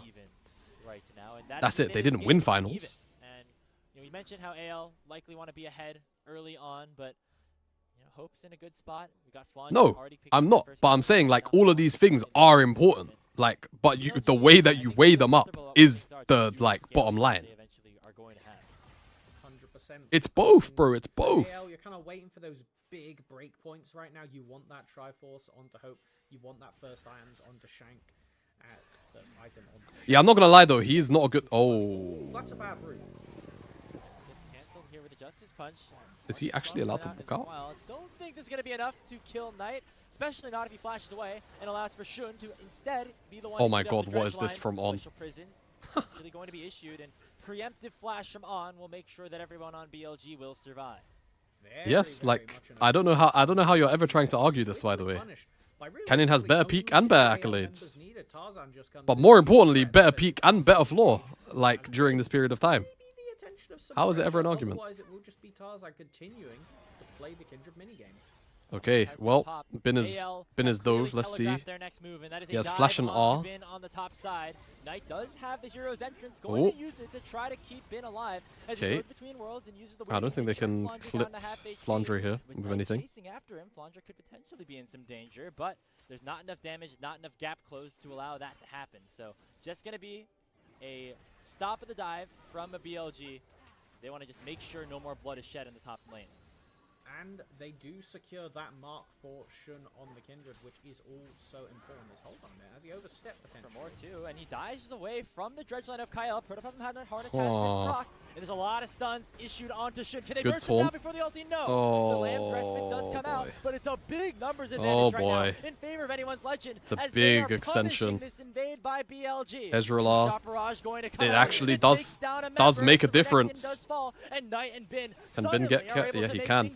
In the 2v3 situation, Knight down at 300 HP. Oh my god, is Knight out? Knight's actually out. What the fuck? Onto the Galio, and both sides will retreat. Overall, a 2 for 2 with the help of Viper from long range. But in a very bloody team fight, Shanks is going to be super happy on the Victor. Gonna pick up a ton of passive stacks to further those evolves, who has so far, despite being on a scaling mage, had a really disgusting impact in all these skirmishes so far. I mean, this was a very aggressive play from Shun. He was playing around with his food a little bit, and I think just kind of didn't realize the amount of firepower that AL still had left standing. And On gets zoned away from the Kindred ult by Tarzan, pretty much just right-click. Yeah, On also just like has Tempered Fate, and this is the second time in a row he's not really used it. Like the mid play as well, he could have saved his flash. Just not enough damage left to probably if he R's. From Bin's TP, really sick Viper ultimate to clean up one. Oh my god. Skirmish over Dragon, both junglers are here. Tempered Fate does delay On's death for a little bit, but it still should happen. And there's the snipe from downtown. Oh my god, what are we doing? Shun into a glacial prison. A beautiful play from Tarzan Sejuani. What are we doing, BLG? Plus the Drake for the Pandas. That's what well, I guess he pressed his R key now, guys. Into pick onto their opposite number, and now zoning. I guess at least he pressed his R key now. From walking to his tier 1 tower. I mean, it looks like the pressure will start to fade, but I'm starting to feel very excited about this game. I think we got something real serious going on. AL needed to get ahead in the early game. Otherwise, they were going to get completely walked over. And no, but there's no, like, here's the thing. There's no conversation to be had because the GOAT discussion for jungle, for the time being, is settled. Like, there is no, do you know what I mean? Like, it's the same for mid. Like, can you realistically say anyone else is the GOAT besides Faker? No, you can't. There is no other reasonable candidate to slot there. There's conversation for second and third, but there's no conversation for first. In that last game, AL seemed like they had a lead, but absolutely not. There are no conversations for first.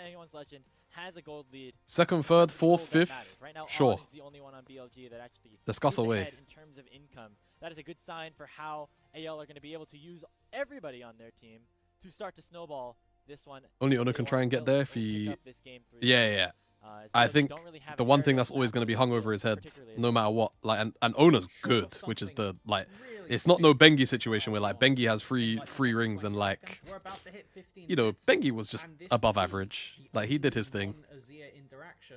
He wasn't no King Von or junglers, and he certainly wasn't, like, horrible, like people have tried to make him out to be in recent years.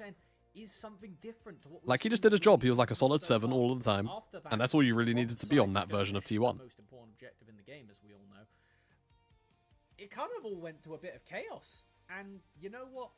AL thrived in that chaos. They had their numbers there and were able to pick up enough that now, as far as quests go, they're all done over. Yep. We have Shanks, you are silly. Blackfire Torch, and if we get into another skirmish, even half similar to that, this Victor is going to go positively crazy if BLG cannot one-shot them. It's gonna be a fun way. I'm very, very interested to see how the rest of this game plays out. Just because AL have a very interesting comp where their top side is very aggressive, but then maybe their you know, main carries want to stay a little bit back, be a little bit more controlled. Anyways, halas. No more GOAT talk. Similar situation, a little bit of a mix of will they want to engage, will they want to kind of stay back. What was with top lane syndrome being GOATs only for 2 years max? I don't know. They're just not allowed to be. They're not allowed to be good for any longer, are they?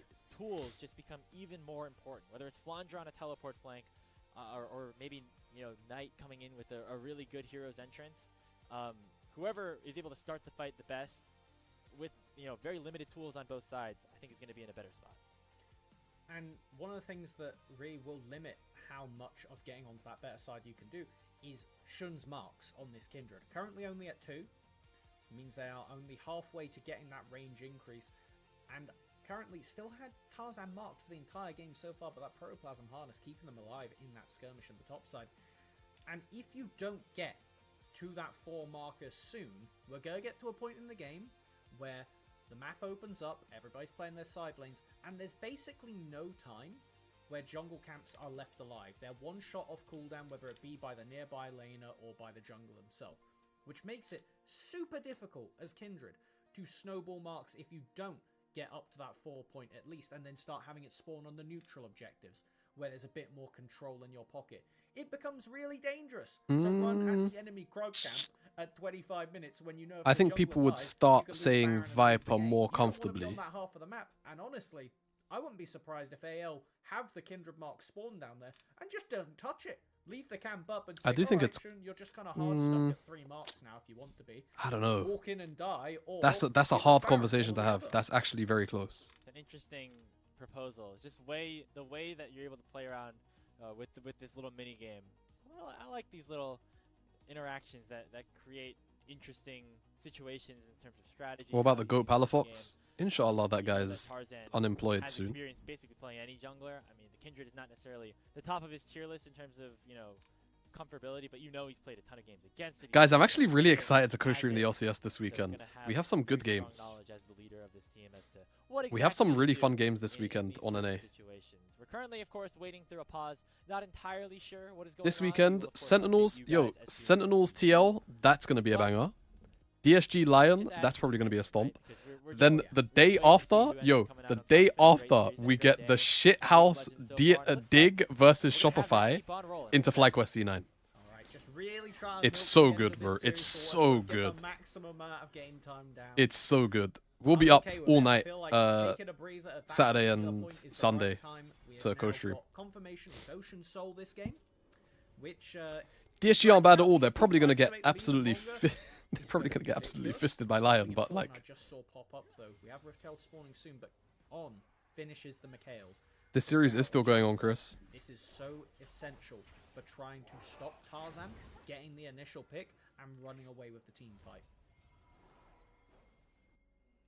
It's another interaction that we're planning to see it. It's maybe a Chekhov's gun situation where it's going to become. Yeah, they've actually been scrimming with Kryra the whole time. They were never scrimming with Kisnos, so.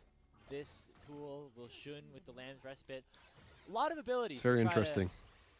Negate that huge burst that is available when it comes to a Sejuani pick.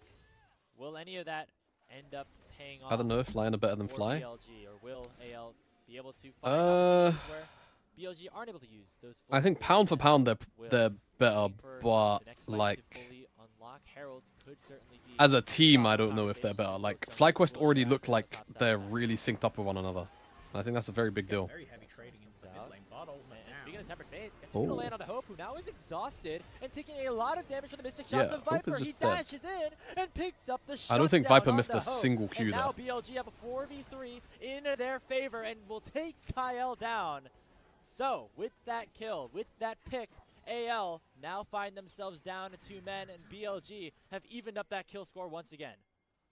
I don't understand what we're doing here. Viper kind of needs to connect with the team. He's a bit stuck. Incredibly greedy from the bot lane of AL, as we do and now On is in a weird spot. He's got Portal though.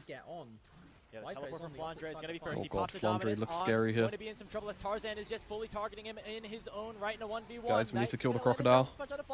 Try to peel him out. That was nice. There you go. A little bit of extra damage.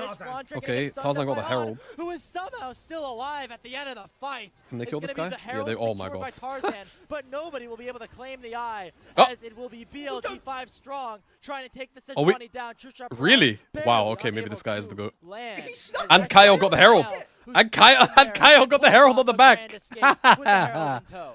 What a crazy heist to turn up the end. Oh my god.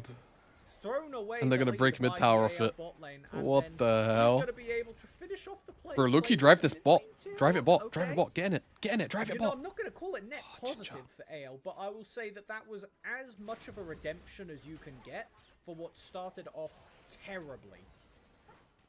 And what still ended up as a 3-for-0 in terms of kills. We're going to get another look at this fight. It really was AL who thought they found an angle here onto Viper. Kyle going with the Hex Flash in. Great reaction from Viper. Beautifully buffers that initial dash. And then, of course, it is On who is really the hero the rest of the way. Good stun as well from On. Just hand feeds it to Viper at the tail end of that fight. And while AL did everything they could to kind of slow the rest of this fight down, But then the way the rest of that fight breaks down is didn't end up crazy. amounting to much beyond Tarzan Look getting the score? miracle Oh, skill. And whatever. this is Just what shut I was up. kind of waiting to see. He has now finished the bagpipes. He has got Bandle Pipes in inventory. Crazy amount of value can be offered in this fight, considering with the Sejuani passive, even if you don't normally care about a Nautilus or a Renekton's attack speed, it's actually going to make a pretty significant difference. And with the dragon spawning in 16 seconds, I want to see Flandra down there. I want to see all Yeah, 5 this Kindred AL is members pretty strong. standing I at actually this ocean and would love to saying, know how many "Walk stacks at she me, has. BLG, fight me Oh, it's now." 2. I'm blind. This is She needs Stride Breaker one more. with Conqueror. Definitely somebody who's going to benefit from having those extra auto I've attacks. actually, bro, it's been so long since I've seen So, Kindred. I've with forgotten that the being breakpoints. said, Of course, you can't even mention Hope as well. Is it 2 more or AL? it's 4? Oh, okay. Pretty strong Well, at this point in the game, and this is again that snowball. They're gonna have to continue to roll. I see. As they will potentially start another engage around this third dragon of the game. It'll be Tarzan It's starting fallen this every up, 3. AL try to gain Okay. control around the mid lane. Remember, they already took down that tier 1 with the Herald that Kyle was able to steal away from underneath BLG. Where's the mark clip, by the way? You have to go to Content Manager and then go to the VOD and then click on Highlight on the VOD. So when you hover over the VOD, it should give you a like a little film icon. Normally a Renekton would be pretty durable, but when you're against Kindred ult plus Bard ult, there's just one too many tools to make it And it so will let you do can't that. survive a dive attempt there. So, it's just going to be, as you said, very standard trade. Will put the Dragon lead in AL's favor. That means Where's the Content longer Manager? this game goes on, the more and Oh more my pressure on god, BLG. son. That was when we saw them falter at the end of the Oh game. my god, mate. Pressure Fucking looked hell. like a sole point when AL was just able to play the objectives better. It's gonna come down to those objectives. I've once linked it again to you. here, Melvin, as we're waiting for That the link Baron should work for just you about because you to have spawn editor right perms. now, If it getting that doesn't, first then dragon. That second may dragon is Godspeed, being bro. secured by anyone's legend.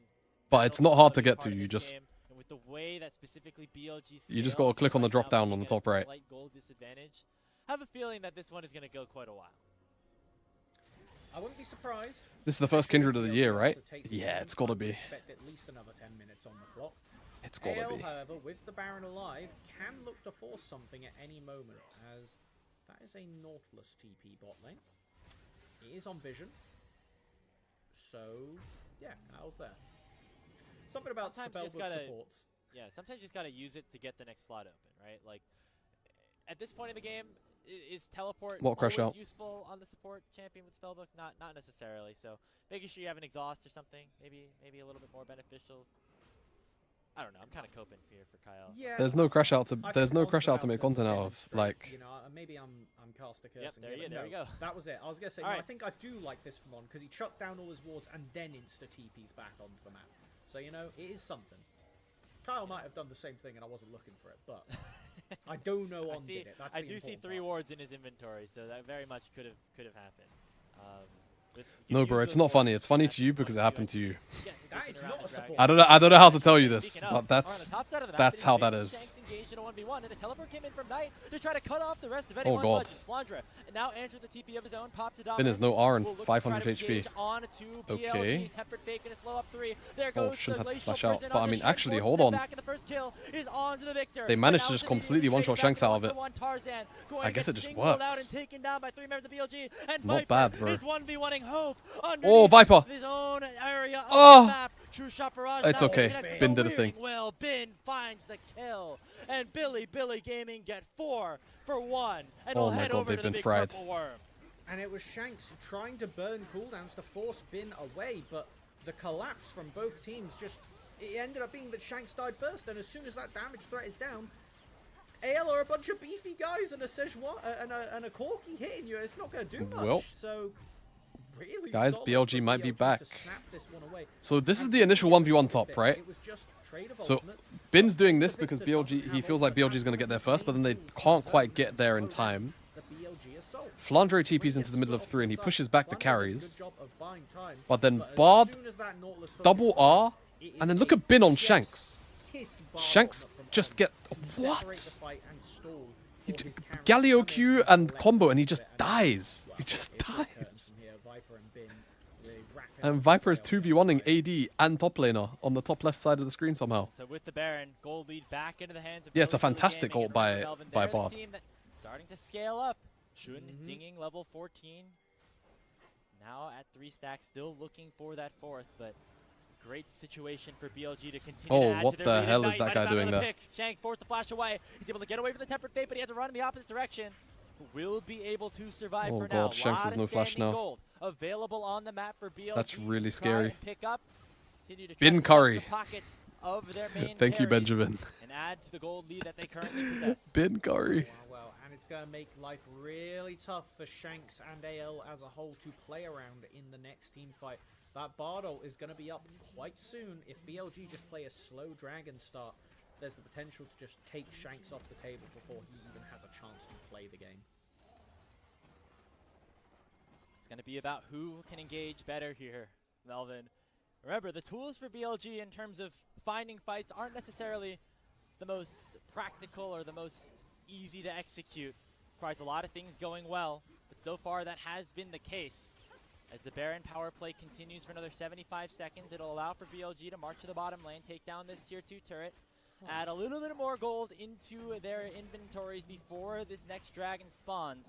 They want to make sure that AL do not have an opportunity to get to Mount to Ocean Soul Point at this point in the game. And it looks like they're not even going to try and contest. Shanks on the top side without TP. I mean, I guess he's dragged Bin up to that side. The map is your asterisk, but it's a really tough angle for AL to try and get anything done here. Oh god, Tarzan. Getting stunned up, he's forced to flash away. I don't think they can Kyle fight back to the at finish all. line of his own, and BLG are just playing bully ball, Ooh, making Bardar sure doesn't that AL connect. have no way to get into the Dragon Pit. But they're True just shot getting barrage bullied will out, be man. chunking Flandra out, as Knight will It is not only land one that just individual much. Ocean Dragon, so it doesn't AL matter threw out too a lot of much, tools, but weren't able to find anything as BLG will make their way back towards the still. I mean, Kyle's defensive Nautilus hooks have been great, but that's not what you're picking Nautilus for at the end of the day. You want to be going forwards. You need to be going forwards, as now we have just more posturing from BLG. The Baron is about to time out. No extra camp secured for Shun, still stuck on that 3 mark. But at the end of the day, there is a gold lead over to BLG, an even Dragon Point, and the later the game goes, the more the scaling favors Viper and BLG, picking up now that endless hunger. This is one of the few champions that actually gets good value, because what he gets... Yeah, Ben Aurora doesn't seem too bad. I honestly, I cannot remember him picking this champ before today. The Triforce is quite high. Yeah, this Ezreal is a bit of a Gatling gun, and if you do end up getting a kill, picks up even more Omnivamp off the back of it. So, yeah, Viper's not even a really feasible target in a lot of this. So, what do you do, AL?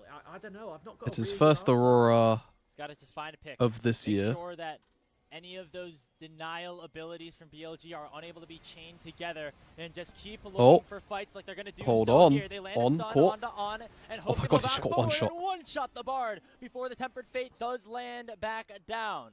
So a big pickup onto AL's side to slow down BLG's continuation of a build-up of a lead. But there's no major objective to get in the 4v5 situation. He also, from all of the stats that I can see, he didn't play it once last year, Don't so... kill the Bard this game. He will save whoever's with him. So you need to get rid of On first, as now we have a bit of posture, a bit of vision clearing, really. Just trying to retake any control on the map. When you're playing a pick comp, one of the most important parts is vision, because if you don't see your enemies, if you send everything for a pick and suddenly Knight is around the corner, suddenly Shun is right there chucking out the ultimate, then it's all over. It's all over.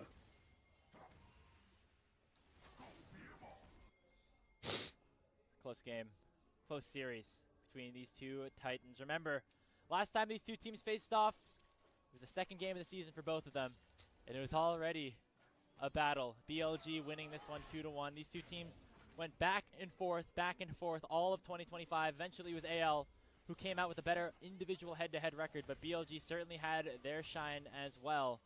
Could this be the year BLG have their get back? Looking like it is a possibility, at least to open up the season with a season sweep in Split 1.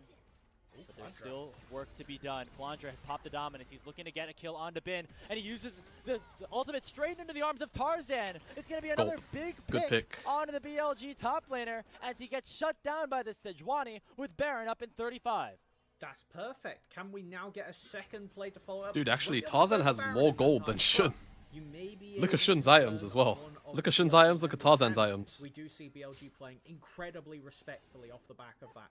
Everybody bar Shun takes a reset. And now, I mean, Baron is about to spawn.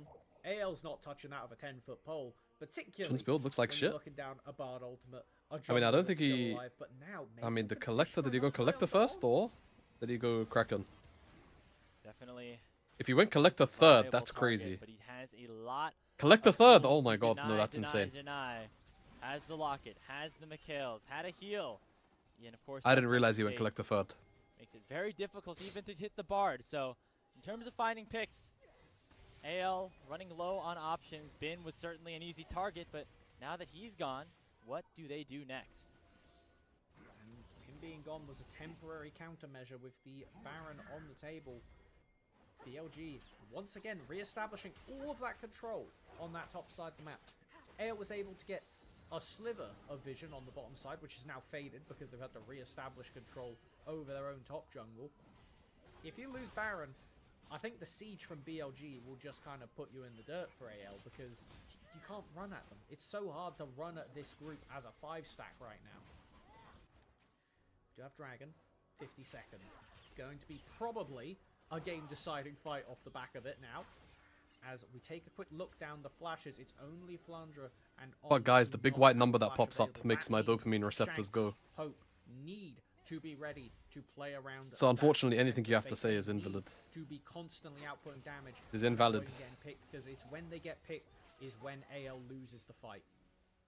Another interesting thing to point out, 3 items completed for Shun, and he also has his 4th stack finally. So he's going to have that extra range around this potentially decisive engage on the 5th Dragon on the bottom side. BLG currently have push in the mid lane. Tarzan trying to clear out vision without knowing really where the rest of BLG stand. And we take a decent chunk of his HP, but he's okay with that. Take a look at his items. He's got 4 completed ones at this point, going full support mode onto the Sedge, but it's not going to help him do a lot of damage here to BLG. And that means that they're going to back away and allow for their opposition to get to Soul Point.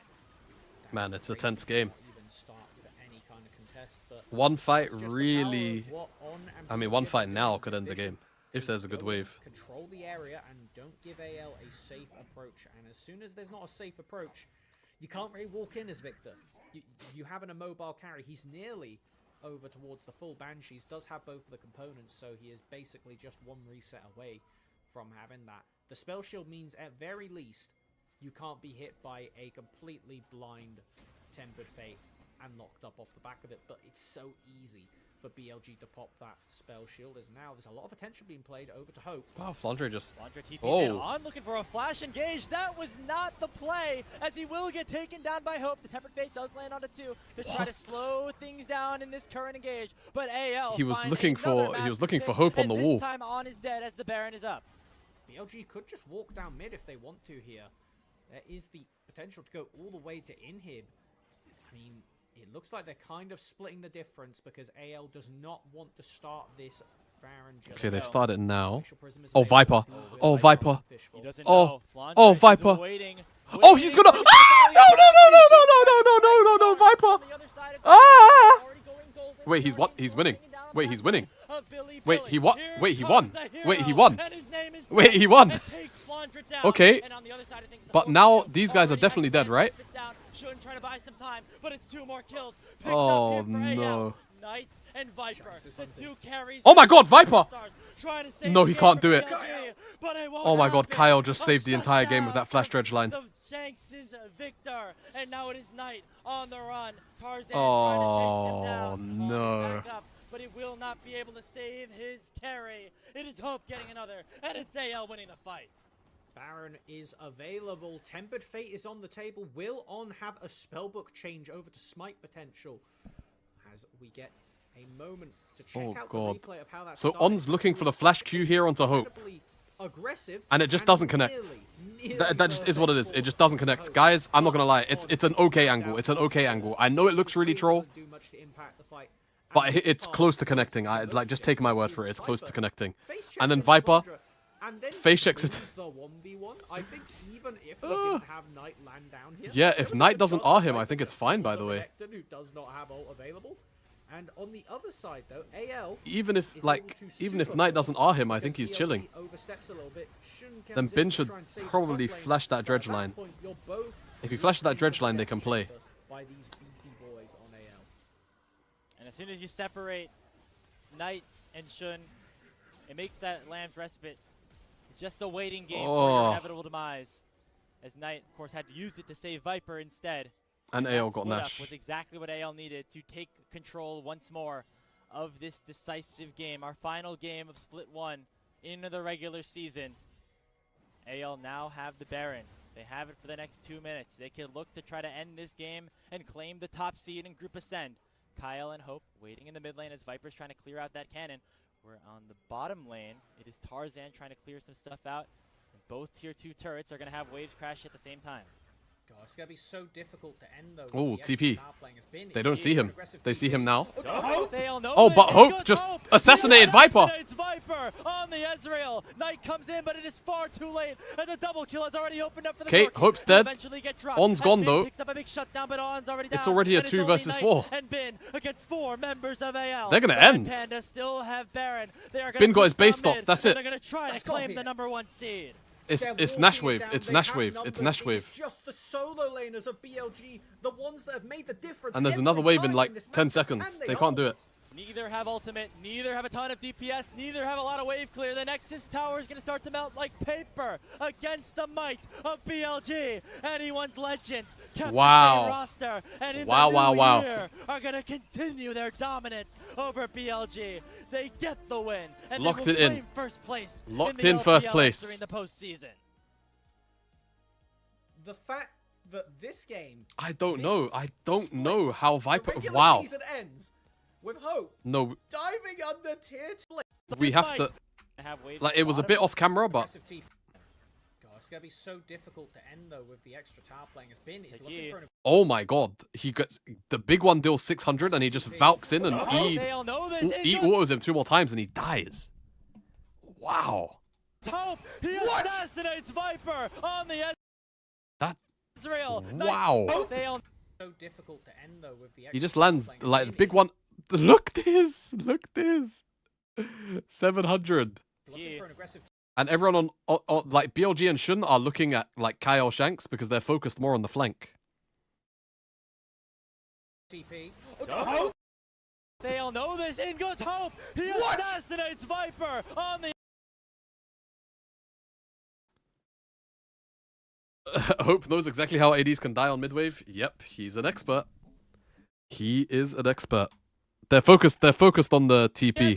They're focused on the flank, and then yeah, the double kill has already opened up for the Corki. It's rather unfortunate, but Bin picks up a big shutdown, but On's already down, and it's only Knight and Bin against 4 members of AL. The Red Panda still have Baron. They are gonna push down mid. Right, couple of things, a little bit of housekeeping. If you are on YouTube, I'm going to end the stream now. So thank you for kicking it with us for the LPL co-stream. I'm still going to be live on Twitch, so if you would like to come over, it's the same as it is on YouTube as it is on Twitch. So if you want to hang out, feel free to come over. If not, thank you for hanging out for the AL versus BLG co-stream. What a crazy, crazy, crazy series. Crazy, crazy, crazy series.